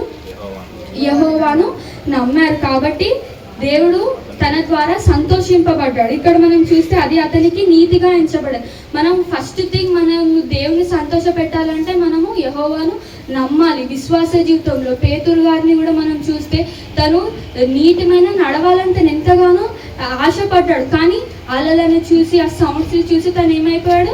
భయపడి నీటిలో మునిగిపోసాగాడు. కానీ మనం మాత్రం విశ్వాస జీవితంలో కేవలం దేవుని వైపు చూస్తూ ఆయనను సంతోష పెట్టే వారం ఉండాలన్నమాట. అదేవిధంగా మనం నోవాను కూడా చూస్తే అదే ఆదికాండము 6వ అధ్యాయము 9వ వచనంలో మనం చూస్తే నోవాహు వంశావళి ఇదే. నోవాహు నీతిమంతుడును తన తరములలో నిందారహితుడై ఉండెను. నోవాహు దేవుడితో కూడా నడిచెను. హల్లెలూయా. అయితే ఇక్కడ నోవాహు ఏం చేశాడంట? దేవునితో కూడా నడిచాడు. అయితే ఈ లోకంలో మనం కూడా దేవునితో ముందుగా నడవాలి. ఆయనను విశ్వాసంలో ఆయనను మనము సంతోషపరిచే వారంగా ఉండాలి. మనకి ఏది ఉన్నా లేకపోయినా దేవుడు ఉన్నాడన్న గొప్ప నిరీక్షణ మనకి కావాలన్నమాట. చిన్నపిల్లలు వాళ్ళకి ఏజ్ నుంచి దేవుడి గురించి కొంచెం తెలుసు, కానీ వాళ్ళు ఎక్కువ ఎవరి మీద డిపెండ్ అయి ఉంటారు? వాళ్ళ పేరెంట్స్ మీద డిపెండ్ అయి ఉంటారు. వాళ్ళు చిన్నగా ఉన్నప్పుడు వాళ్ళ పేరెంట్స్ ఎక్కడికైనా బయటకు వెళ్తే వారు ఏడుస్తారు కదా. ఎంతగా వాళ్ళ తల్లిదండ్రులను వాళ్ళు హత్తుకోవాలనుకుంటారు, అదే విధంగా మనం కూడా పరలోకమందున తండ్రిని అట్టి రీతిగా మనము హత్తుకోవాలి. విశ్వాస జీవితంలో మనము ఆయనను సంతోషపరిచే వారంగా ఉండాలి. మనకున్న జ్ఞానాన్ని బట్టి కానీ ఇది నేనే చేస్తున్నాను నా గొప్పతనము అని మనం ఏ రోజు కూడా నేను అనే దాన్ని పక్కన పెట్టి దేవుడు ఇస్తున్న కృపను బట్టి మనం అతిశయిస్తే చాలన్నమాట. అయితే మనం ఇక్కడ ముందుగా ఏం చూసాం, విశ్వాసంతో మనం దేవుని సంతోషపరిచే వారంగా ఉండాలి. అయితే మనం రెండోది చూద్దాం. రెండోది ఏంటంటే భయభక్తులు కలిగి ఆయన మాట వింటే అప్పుడు దేవుడు మన యందు సంతోషిస్తాడు. ఫస్ట్ థింగ్ ఏంటిదంటే విశ్వాసంను బట్టి మనకి ఏది ఉన్నా లేకపోయినా ఆయన ఉన్నాడన్న విశ్వాసంతో మనం ముందడుగు వేయాలి. నా జీవితంలో జరిగిన ఒక చిన్న సంఘటన నేను చెప్తాను. నేను ఆఫీస్కి వెళ్ళేటప్పుడు నా అకౌంట్లో 50 రూపీసే ఉండేది. 50 రూపీసే ఉన్నప్పుడు నా ట్రాన్స్పోర్ట్కే సరిపోతుంది, వెళ్ళి రావడానికి అయిపోతుంది. ఆ రోజు టిఫిన్ చేయలేదు. సరే టిఫిన్కి మమ్మీకి పైసలు అడగాలంటే నాకు ఇష్టం ఉండదు, ఊరికే ఏం అడుగుతాము అని చెప్పి నేను అడగలేదు. సరే దేవా చూద్దాంలే, ఎట్లా అట్లా తింటాం, లేకపోతే ఆఫ్టర్నూన్ తినొచ్చు అని అనుకున్నా. అయితే నేను ఇంకా కానీ అట్లా అనిపించట్లేదు, ఎందుకంటే ఆకలి వేస్తుంది అబ్బా అనుకొని ఇంకా అట్లే ఒక నిమిషం అట్లే ఉండి ఇంకా బ్యాగ్ ప్యాక్ చేసుకుంటున్నా. అప్పుడు మమ్మీ లోపల నుంచి తెచ్చి నాకు ఒక 100 రూపీస్ ఇచ్చింది.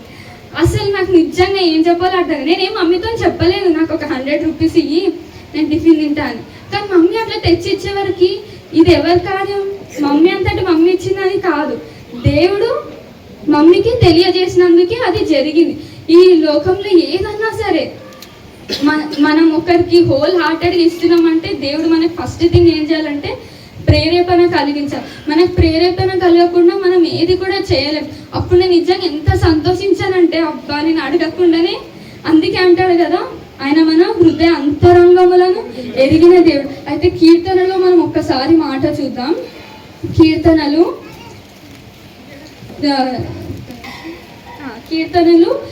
94:14 మనం చూస్తే, కీర్తనలు 94:14 నా అంతరంగమందు విచారములు హెచ్చగా నీ గొప్ప ఆదరణ నా ప్రాణమునకు నెమ్మది కలుగజేయుచున్నది. 94:14 ఇక్కడ మనం చూస్తాం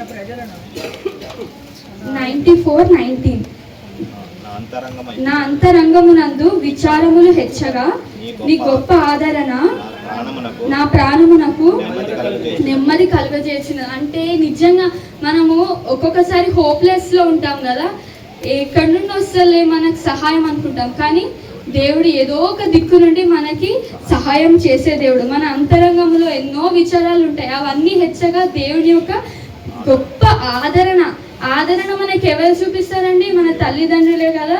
మనకి ఎవరైనా ఇష్టం ఉంటే స్నేహితులు మనకి ఏం చేస్తారు, మనని ఆదరిస్తారు.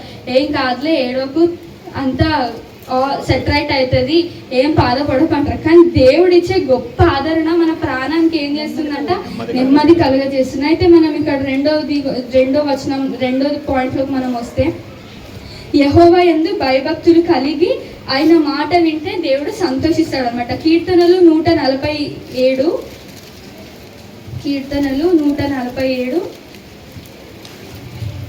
11వ వచనాన్ని మనం చూద్దాం. తన యందు భయభక్తులు గలవారి యందు తన కృప కొరకు కనిపెట్టుకొని వారి యందు యెహోవా ఆనందించువాడనై ఉన్నాడు. హల్లెలూయా. అయితే ఇక్కడ ముందుగా మనం ఏం చేయాలి, ఆయన తన యందు మనము భయము భక్తి కలిగి ఉండాలి. భయం లేకుండా భక్తి కానీ, భక్తి లేకుండా భయం కానీ మనము చూపించలేము. రెండు ఉండాలి, భయం ఉండాలి, భక్తి ఉండాలి. మనము బాప్తిజం తీసుకున్నప్పుడు దేవుడు మనకి పరిశుద్ధాత్మ అనే వరంని మనకు దేవుడు అనుగ్రహిస్తాడు. అదే ఒకవేళ పరిశుద్ధాత్మ అనే వరము మన జీవితంలో లేదనుకోండి, మనం ఏదైనా తప్పు చేసినా మనకి దాన్ని అంటే మనలో అది ఇప్పుడు మనం ఏదైనా తప్పు చేస్తే పరిశుద్ధాత్మ దేవుడు ఏం చేస్తాడంటే మనకి గద్దిస్తుంటాడు, అది రాంగ్, నువ్వు చెయ్యకు, వద్దు చెయ్యకు అని దేవుడు చెప్తా. ఒకవేళ చేసినా మనం ఏం చేయాలి, పశ్చాత్తాపపడాలి. మనము అది తన యందు మనం భయభక్తులు కలిగి ఉంటే మనం చేసిన తప్పుల ద్వారా మనం ఆయనని క్షమించాలని అడగగలిగే స్వభావము మనకి రావాలన్నమాట. అయితే ఎవరైతే తన యందు భయభక్తులు కలిగి ఉంటారో, తన కృప యందు కనిపెట్టుకుంటూ ఉంటారో వారి యందు దేవుడు ఏం చేస్తాడంట? ఆనందించే దేవుడు, మన యందు సంతోషించే దేవుడు అంట. ఏ విషయంలో? మనం ఆయన కృప కొరకు కనిపెట్టుకొని, దేవా నీ కృప ఉంచయ్యా, కొన్ని రోజులు నీ కోసం పరిచర్య చేయాలయ్యా, ఏదో నీ కోసం వాడబడాలయ్యా, ఒక్క ఆత్మనన్నా కదా, ఒక్క ఆత్మ రక్షింపబడితే పరలోకంలో ఎంతో మంది దూతలు సంతోషిస్తారంట. అట్టి రీతిగా నేను కూడా ఒక్క ఆత్మను నీ దగ్గరికి తీసుకొని రావాలని అంటే మన హృదయంలో మనం అలా తలంచుకుంటే దేవుడు ఆనందించే దేవుడు. మనము ఇప్పుడు కొంతమంది ఒక ఫియర్ ఉంటుంది, ఎవరన్నా అన్యులు వెళ్తుంటే వాళ్ళ గురించి మనం దేవునికి చెప్పాలంటే మనకు భయం వేస్తుంది. ఎందుకంటే ఈ లోకంలో ఎవరు ఎలా రియాక్ట్ అవుతారో మనకి తెలియదు కదా. మంచివారైతే అవునా ఏసై ఇలాంటి వారా అని అంటారు. అదే వాళ్ళు కొంచెం రూడుగున్నారనుకో, ఏంటి నువ్వు నాకు ఇలా చెప్తున్నావు అని చెప్పి మన మీద సంథింగ్ రివెంజ్ ఏదో తీసుకుంటాం. ఇవన్నీ మనకు భయం ఉంటే మనం కేవలం మనం మోకరించి ప్రభుకే ప్రార్థించాలి. దేవా ఈ లోకంలో ఎంతో మంది అన్యులు ఉన్నారయ్యా, వారిని రక్షించు అని మనం దేవుడిని వేడుకుంటే, మనం ఇక్కడ ప్రార్థన చేస్తే ఎక్కడో అది దేవుడు ఆ ప్రార్థన ఎవరినో ఒకరి ద్వారా పట్టుకుంటాడు, ఎవరో ఒకరికి రక్షణ మార్గాన్ని తెలియజేస్తాడు అనమాట. అయితే అదే మనం చూస్తే ఇక్కడ మాట వింటే మన దేవుడు సంతోషిస్తాడు. అయితే మనం మోషేని మనం ఒకసారి చూస్తే ఇవన్నీ మనందరికీ తెలిసినాయి, అబ్రహాం తండ్రి గురించి, నోవా గురించి, మోషే గురించి. కానీ కొంచెం ఏదో వాళ్ళని చూసి మనము ఏదో కొంచెం నేర్చుకో, వాళ్ళంతా కరెక్ట్గా నేనైతే లేనేమో అనుకుంటాను. ఎందుకంటే వారి విశ్వాసంలో కానీ ఏదన్నా కానీ ఉండడానికి నేను ఇష్టపడతాను అన్నమాట. అయితే మోషేని కూడా మనం చూస్తే తను ఇజ్రాయెల్ ప్రజల్ని ఐగుప్తి బానిసత్వంలో నుండి విడిపించి అక్కడ నుండి తీసుకొని వచ్చినప్పుడు ఆయన ఓకే ప్రభువా చేసేస్తాను అని అన్నారా? అనలేదు కదా. తను కూడా ఒక వెనుకడుగు అనేది వేస్తాడు. మన జీవితంలో కూడా ఒక వెనుకడుగు వేస్తే దేవుని మాట విని మనం ముందుకు నడుచుకుంటే దేవుడు మనకి జయాన్ని అనుగ్రహించేది. అబ్రహాము తండ్రి అంటే విశ్వాసమునకు తండ్రి. అయితే మనం మోషేని కూడా చూస్తే నా ఇల్లంతటిలో నమ్మకమైన వాడు. మనం ఇది హెబ్రీలోకి రాసిన పత్రిక 3వ అధ్యాయంలో ఫస్ట్ లైన్లో మనం 3వ అధ్యాయం 3వ వచనం ఫస్ట్ లైన్లో మనం చూస్తే సెకండ్ వచనంలో మనం చూస్తే దేవుని ఇల్లంతటిలో మోషే నమ్మకముగా ఉండినట్లు ఈయన కూడా తన్ను నియమించిన వానికి నమ్మకముగా ఉండెను. అంటే ఇక్కడ మోషే ఏ విధంగా ఉన్నాడు? నమ్మకముగా, అంటే దేవుని మాట వినేవాడిగా, అంటే తను చేసిన ప్రతి ఒక్క పని ద్వారా తను దేవుణ్ణి సంతోషపెట్టేవారుగా ఉన్నాడు. మనం కూడా ఈ జీవితంలో ఆయన మాట విని ఆయన యందు భయభక్తులు కలిగి ఉంటే దేవుడు మన ద్వారా సంతోషించే దేవుడు అన్నమాట. అదేవిధంగా మనం చూస్తే మోషే మృతి నొందిన తర్వాత దేవుడు ఎవరిని ఏర్పరచుకున్నాడు? యెహోషువ కూడా దేవుడు మాట విన్నాడు కదా. నేను నీకు తోడుగా ఉంటాను, నువ్వు భయపడకు, నేను మోషేకు తోడై ఉండినట్లు నీకు కూడా తోడే అంటారు. వాగ్దానం చేసిన దేవుడు నమ్మదగిన దేవుడు. మనమంతా ఏదైనా ఒక ప్రామిస్ ఎవరికైనా చేసి మనం అది ఏం చేస్తాం? ఫుల్ఫిల్ చేయం కదా. ఇప్పుడు ఎవరో ఒకరు ఉన్నారు, వారికి నేను నీ కోసం ప్రార్థన చేస్తా అంట, కానీ మనము ఒక్కొక్కసారి ఏదో తొందరలో మనం మర్చిపోతాం వారి గురించి. కానీ మన దేవుడు మాత్రం మర్చే దేవుడు కాదు, మనని విడిచే దేవుడు కూడా కాదనమాట. ముందుగా మనం చూస్తే విశ్వాస జీవితంలో ఆయనను సంతోషపెట్టే వారంగా ఉండాలి. రెండోదిగా ఆయన ఎందుకు భయభక్తులు నిలిపి ఆయన మాట వింటే మనము ఆయనను సంతోషపెట్టే వారంగా ఉంటామంట. మూడోదిగా మనం చూస్తే దేవుని ప్రేమించాలి, అప్పుడు ఆయన మన ఎందుకు సంతోషిస్తాం.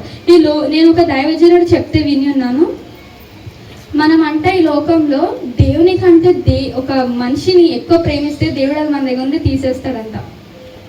నమ్ముతారా? అంటే ఇప్పుడు మనం దేవున్నే పక్కన పెట్టేసి ఒక వ్యక్తిని మనం ఎక్కువ ప్రేమిస్తున్నామంటే, కానీ మనము ఆ రీతిలో ఉండదు. మన ఫస్ట్ ప్రయారిటీ ఎప్పుడు మనము దేవునికి వేయాలి. తర్వాత మన తల్లిదండ్రులు, మన ఫ్యామిలీ, మన చర్చ్ మెంబర్స్, కానీ ఫస్ట్ థింగ్ మన జీవితంలో మనం ప్రేమించాల్సింది యేసయ్యని ఒక్కనే. అందుకే దేవుడు అంటాడు కదా, నేను నిన్ను ప్రేమించినాను కనుక మీరే నన్ను ప్రేమిస్తున్నారు. ఆయననే మనం ఫస్ట్ ప్రేమించాడు కదా. ఆయన మనం ఫస్ట్ కాకుండా వేరే ఏమైనా ప్రేమించాడా? లేదు కదా. ఆ కలువరి గిరిలో ఆయన మనని తలంచుకొని మనని ప్రేమించాడు, మన కోసం ప్రేమించాడు. కాబట్టి అంత గొప్ప త్యాగం ఆయన మన కోసం చేసినారు. కాబట్టి మళ్ళీ దేవుడు కూడా తన కుమారి అనుగ్రహించుటకు వెనుక తీయలేదు కదా. దేవుడు మనని అంత ఎలా ప్రేమిస్తున్నప్పుడు మనం ఫస్ట్ ఆయననే మనము ప్రేమించాలన్నమాట. అయితే ఇక్కడ మనం చూస్తే ఈ విషయంలో మనం చూస్తే యోబుని మనం చూడవచ్చు. అందరికీ తెలిసిన వచనమే ఇది. ఫస్ట్ మనము దేవుని ప్రేమించాలి అనేది మనం చూస్తే, ఒక్క నిమిషం,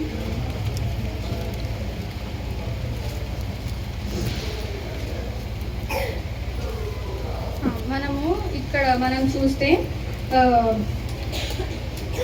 యోబు గ్రంథము 1వ అధ్యాయం 1వ వచనంలో మనందరికీ తెలిసిన వాక్యమే ఇది. ఊజు దేశమందు యోబు అని ఒక మనుషుడుండెను. అతడు యథార్థవంతుడును న్యాయవంతుడునై దేవుని యందు భయభక్తులు కలిగి చెడుతనము విసర్జించిన వాడు. అంటే ఇక్కడ యోబు ఏ విధంగా ఉన్నాడంట? యథార్థముగా న్యాయవంతుడిగా దేవుని యందు తను భయభక్తులు కలిగి చెడుతనమును విసర్జించి ఉన్నాడనమాట. అయితే ఇక్కడ యోబు తన బ్రతికున్నన్ని కాలము తన నోటి ద్వారా ఏ పాపం కూడా చేయలేదు. తన నోటి నుండి దేవుని తను దూషించలేదు. మన జీవితంలో కొంచెం శ్రమ వచ్చిందంటే స్టార్ట్ అవుతుంది కదా. ఫస్ట్ దేవా నేనే దొరికానా నీకు, నన్నే నువ్వు ఎందుకు ఇంత పరీక్షిస్తున్నావు, అందరు చక్కగా ఉంటున్నారు, నా జీవితం ఎందుకు ఇలా ఉంది, మనం ఎన్నోసార్లు అయినని ప్రశ్నించే వారిగా ఉంటాం. కానీ నేను ఈ 2024 ఇయర్లో నేను అదే అనుకున్నా, దేవా ఏది వచ్చినా ఏది లేకున్నా మనం దేవుని యందు సంతోషించాలి, మనం దేవుని యందు ఆనందించాలి. మనం ఎన్నో రకాలుగా మన తల్లిదండ్రులను మన ఫ్రెండ్స్ని మనం ఏం చేస్తాం, సంతోష పెట్టే వారంగా ఉంటాం. కానీ అవన్నీ ఎన్ని రోజులు ఉంటాయి? కొన్ని రోజులే ఉంటాయి. ఆ తర్వాత మళ్ళీ రెగ్యులర్ లైఫ్ స్టార్ట్ అయిపోతుంది. మనం అదే దేవుణ్ణే సంతోష పెడుతుంటే మనం బ్రతికిన అన్ని రోజులు మనకు మనం ఆయన సంతోష పెట్టే వారం ఉంటే ఆయన ప్రతి దినము మనకు కృప అనుగ్రహించే దేవుడై ఉన్నాడు అనమాట. అయితే అదేవిధంగా మనం రూత్ని కూడా చూస్తే, రూత్ మన అందరికి తెలుసు కదా, నయోమి వాళ్ళ కోడలు. నయోమికి ఎంతమంది కోడలు? 2. ఫస్ట్ ఆమె ఓర్పా, సెకండ్ రూత్. అయితే తను బెత్లెహేము నుండి చూద్దాం,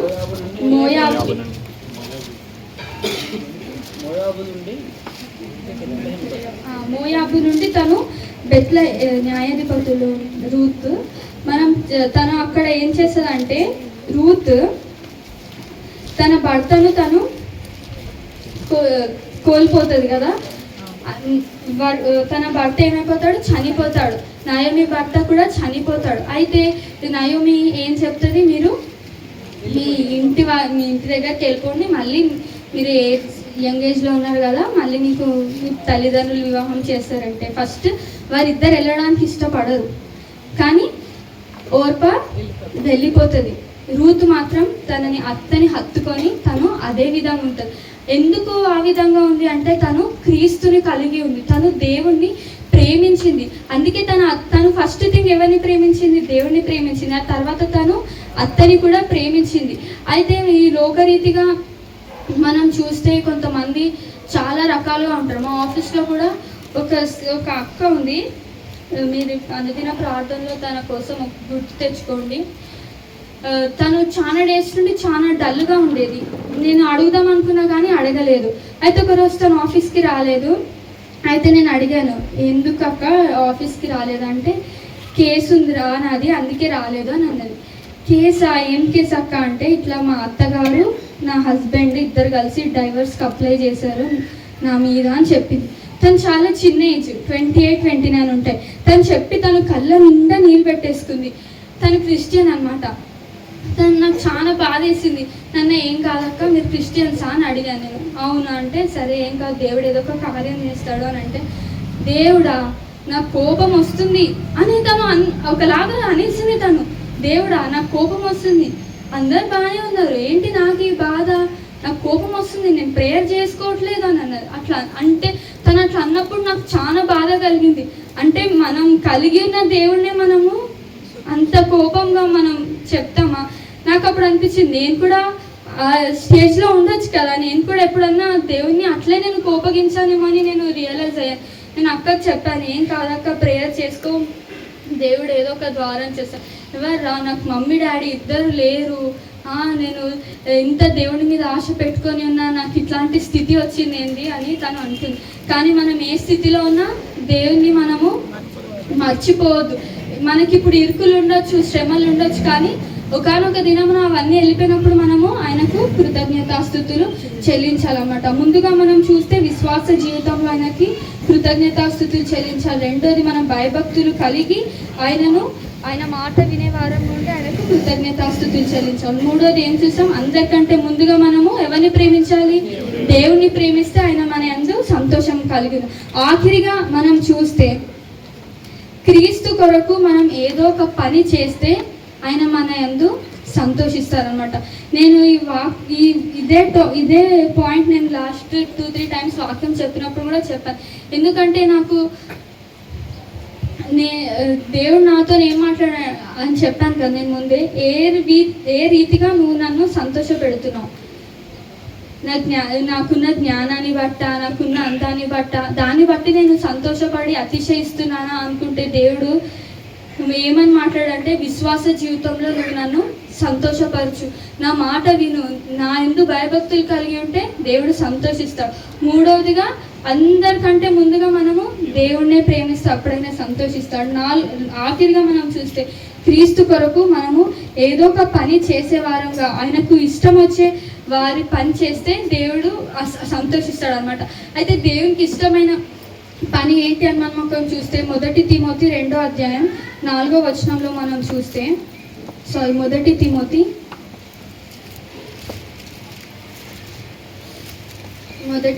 2వ అధ్యాయం 4వ వచనం. ఆయన మనుషులందరూ రక్షణ పొంది సత్యమును గూర్చిన అనుభవ జ్ఞానము గలవారై ఉండవలెనని ఇచ్చేయించుచున్నాడు. హల్లెలూయా, హల్లెలూయా. అయిపోయింది, 12:05 అయింది. ఇంకొక 5-10 మినిట్స్లో క్లోజ్ చేసేస్తా. ఎండ ఎక్కువ, మార్నింగ్ అంతా క్లైమేట్ కొంచెం కూల్గా ఉండి ఇప్పుడు ఎండ ఉంది, ఎవరు తిట్టుకోవద్దు ప్లీజ్. అయితే ఇక్కడ మనం చూస్తే ఆయన మనుషులందరూ రక్షణ పొంది సత్యమును గూర్చిన అనుభవ జ్ఞానము గలవారై ఉండవలెనని ఇచ్చేయించున్నాడు. మన అందరికీ తెలుసు కదా ఏంటి రెండవ రాకడ ఉందని, మనందరికీ తెలుసు. ఎందుకు రెండవ రాకడ లేట్ అవుతుంది? మన బైబిల్లోనే రాసింది, మనం చాలాసార్లు దైవజనుల ద్వారా విన్నాం. ఎందుకు రెండవ రాకడ లేట్ అవుతుంది? అందరూ రక్షింపబడాలి, ఎవరు నశించిపోవుట దేవునికి ఇష్టం లేదు. అయితే మన పని ఏంటి? ప్రార్థన చేయాలి, సువార్త ప్రకటించాలి, ఆయన కొరకు కొన్ని ఆత్మలనన్నా మనము రక్షించాలన్నమాట. అవి చేస్తే దేవుడు సంతోషిస్తున్నాడు. అందుకే ఇక్కడ అంటాడు కదా, ఆయన మనుషులందరూ రక్షణ పొంది సత్యమును గూర్చి అనుభవ జ్ఞానం గలవారే ఉండవలెనని ఆయన ఇచ్చేయించుచున్నాడు. అంటే ఆయనకి ఇష్టం అన్నమాట. ఏంటి? మనుషులందరూ రక్షింపబడాలి. ఇప్పుడు మనం మన సెల్ఫ్గా మనం ఉండొచ్చు కదా. ఇందాక దైవజనులు కూడా మార్నింగ్ వాక్యం చెప్పినప్పుడు మనం చూసాం ఏంటి, నేను నా కుటుంబం ఉంటే చాలు, పక్కవారు ఎటు వెళ్ళినా మనకి అవసరం లేదులే అని మనము ఏ రోజు కూడా అనుకోదు. వారి గురించి మనము ప్రార్థన చేయాలి. ఫస్ట్ థింగ్ మనము వారి గురించి ప్రార్థన చేసి, కొత్త నిబంధనలో కూడా దేవుడు మనకి 2 ఆజ్ఞలు ఇచ్చినాడు అనమాట. ఫస్ట్ది ఏంటిదంటే, నీ పూర్ణ హృదయంతోనూ నీ పూర్ణ ఆత్మతోనూ నిన్ను దేవుడైన యెహోవాను సేవింపవలెను. రెండవది ఏంటంటే, నిన్ను వలె నీ పొరుగు వారిని ప్రేమించు. ఓల్డ్ టెస్టిమెంట్లో మనం చూస్తే 10 ఆజ్ఞలు ఉన్నాయి. న్యూ టెస్టిమెంట్లో దేవుడు మనకి కొత్తగా 2 ఆజ్ఞలు ఇచ్చాడనమాట. అయితే మన పక్క వారిని మనము ప్రేమించాలి. వారు మనం ప్రేమించుకున్నా పర్లేదు, మనం మాత్రం వారి కొరకు ప్రేమించాలి, వారి కొరకు మనం ప్రార్థన. ఇదే దేవునికి ఇష్టం. దేవుని ఇట్లే మనము ఆనందింపజేస్తాం అనమాట. అయితే మనం పౌలు గారి గురించి అందరికీ తెలుసు కదా, తను క్రీస్తుతో కూడా నడిచిన వాడు. తను ఏం చేశాడు? తన జీవితాన్ని క్రీస్తుకు తను త్యాగంగా అర్పించేసుకున్నాడు. దేవుడు పొందిన దెబ్బలో తను కూడా 5 మార్లు తను దెబ్బలు పొందినాడు. అదే విధంగా మనం స్టెఫెన్ కూడా తెలుసు, అతను ఏమయ్యాడు? హతసాక్షి అయ్యాడు కదా. దేవుని కోసం తన ప్రాణాన్ని తను అర్పించేస్తున్నాడు. అయితే మనము ఫస్ట్ థింగ్ నేను ఏం చేయాలి దేవుని సంతోష పెట్టాలంటే, ఆయన మాట దానిగా నేను ఉండాలి. అందుకే మనం 3వ యోహాను పత్రికలో మనం చూస్తే నా పిల్లలు సత్యమును అనుసరించుచున్నారని వినుట కంటే నాకు ఎక్కువైన సంతోషం లేదని ఉంటుంది. ఇక్కడ 3వ యోహాను రాసిన పత్రిక 4వ వచనంలో మనం చూస్తే నా పిల్లలు సత్యమును అనుసరించి నడుచుకొనుచున్నారని వినుట కంటే నాకు ఎక్కువైన సంతోషం లేదు. హల్లెలూయా, హల్లెలూయా. అయితే దేవుడు ఫస్ట్ కదా. సెకండ్ మన పేరెంట్స్ మనం తీసుకుంటే నిజంగా మన ఇక్కడున్న పేరెంట్స్ అందరూ ఎంతమంది మాటను బట్టి సంతోషిస్తారండి? సరే, చేతులు ఎత్తడానికి ఏదైనా డౌట్ ఉంటే మన హార్ట్లోనే మనం ఎత్తుకుందాం. అంటే ఏంటంటే ఆ సత్యం అనుసరించి సత్యం అంటే దేవుడే కదా. దేవుడు ఏమన్నాడు? నేనే మార్గము సత్యము జీవం, అయినను అనుసరించుచున్నారంటే నాకు ఎక్కువైన సంతోషం లేదు. అయితే ఇప్పుడు మీ పిల్లలు డాక్టర్లు అయినా డిగ్రీలు చేసినా చేయలేకపోయినా మీకు సంతోషం లేనట్టేనా?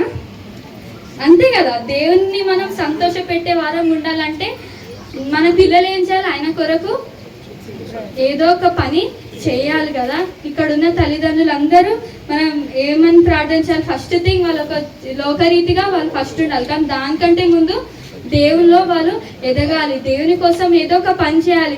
ఇప్పుడు ఇక్కడ నాకు దేవుడు ఇచ్చిన అవకాశాన్ని బట్టి ఇక్కడ నేను వాక్యం చెప్తే ఎవరు సంతోషిస్తారు? ఫస్ట్ థింగ్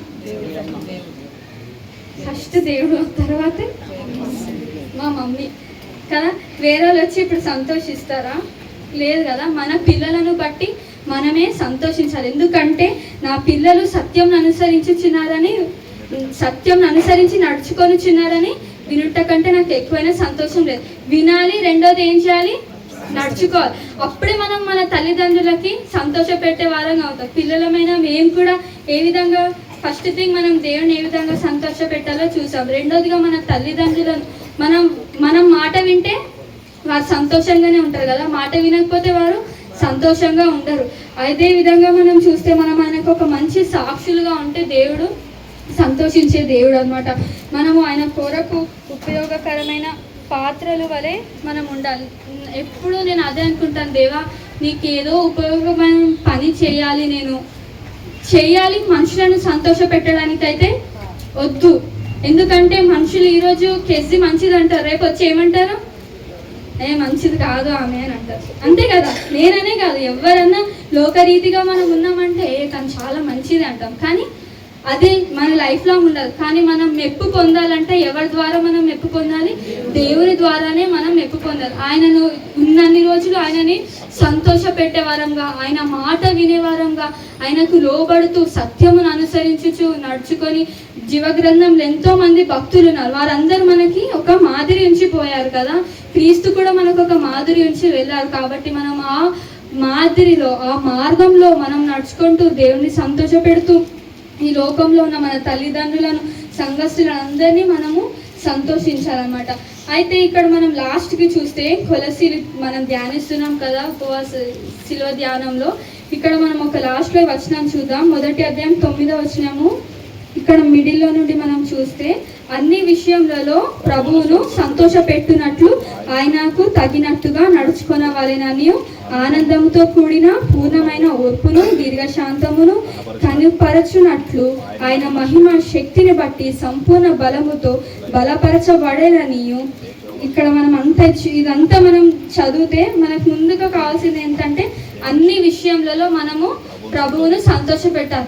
దేవుడు నాకు ఈ 4 పాయింట్స్ ఇచ్చాడు, కానీ మీకు ఈ 4 కంటే శ్రేష్టమైన మాటలు దేవుడు మీతో మాట్లాడతాడు కదా. మనము మనది అనుదిన ప్రార్థనలో మనం ఒకటే, దేవా ఏ విధంగా మార్నింగ్ లేచినామంటే ఈ రోజు నేను ఏదో విధంగా నేను సంతోష పెట్టాలి, నీ నామమునకు అవమానం తెచ్చేదానిగా నేను ఉండొద్దు రాజా, ఏదో ఒక విషయంలో నేను సంతోష పెట్టాలి, నాకు ఏది శోధన వచ్చినా కూడా దాని నుండి తప్పిస్తావని నిరీక్షణ కలిగి ఉంటే దేవుడు సంతోషిస్తాడు అనమాట. ఈ చిన్ని వాక్యము దేవుడు దీవించిన గాక.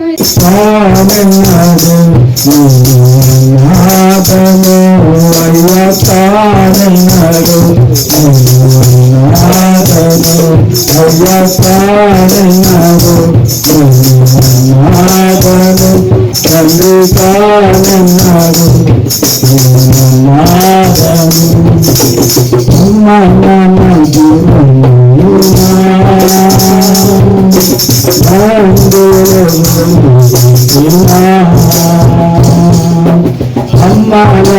చూడలేనా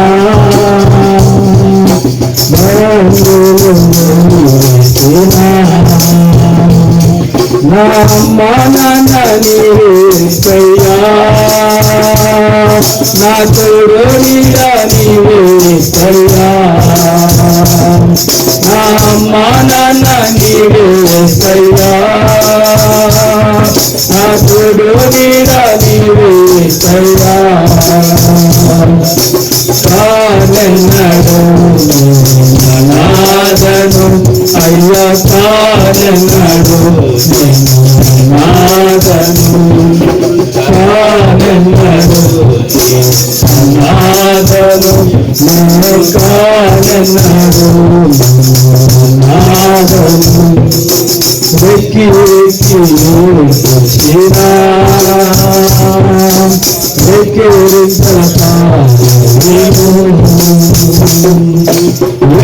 వెక్కి వచ్చినా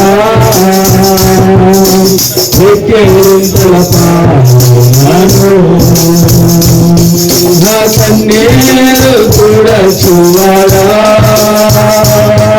నన్నున్నానని అనువాడా నా కన్నీరు కూడా చూవాడా నేనున్నానని అనువాడా కానన్నాడు నాదను అయ్య కానన్నాడు నాదను కానన్నాడు నాదను అయ్య కానన్నాడు నాదను రాజు రాగను శివా రోగములతో వ్యాధిరాగను శివా రోగములతో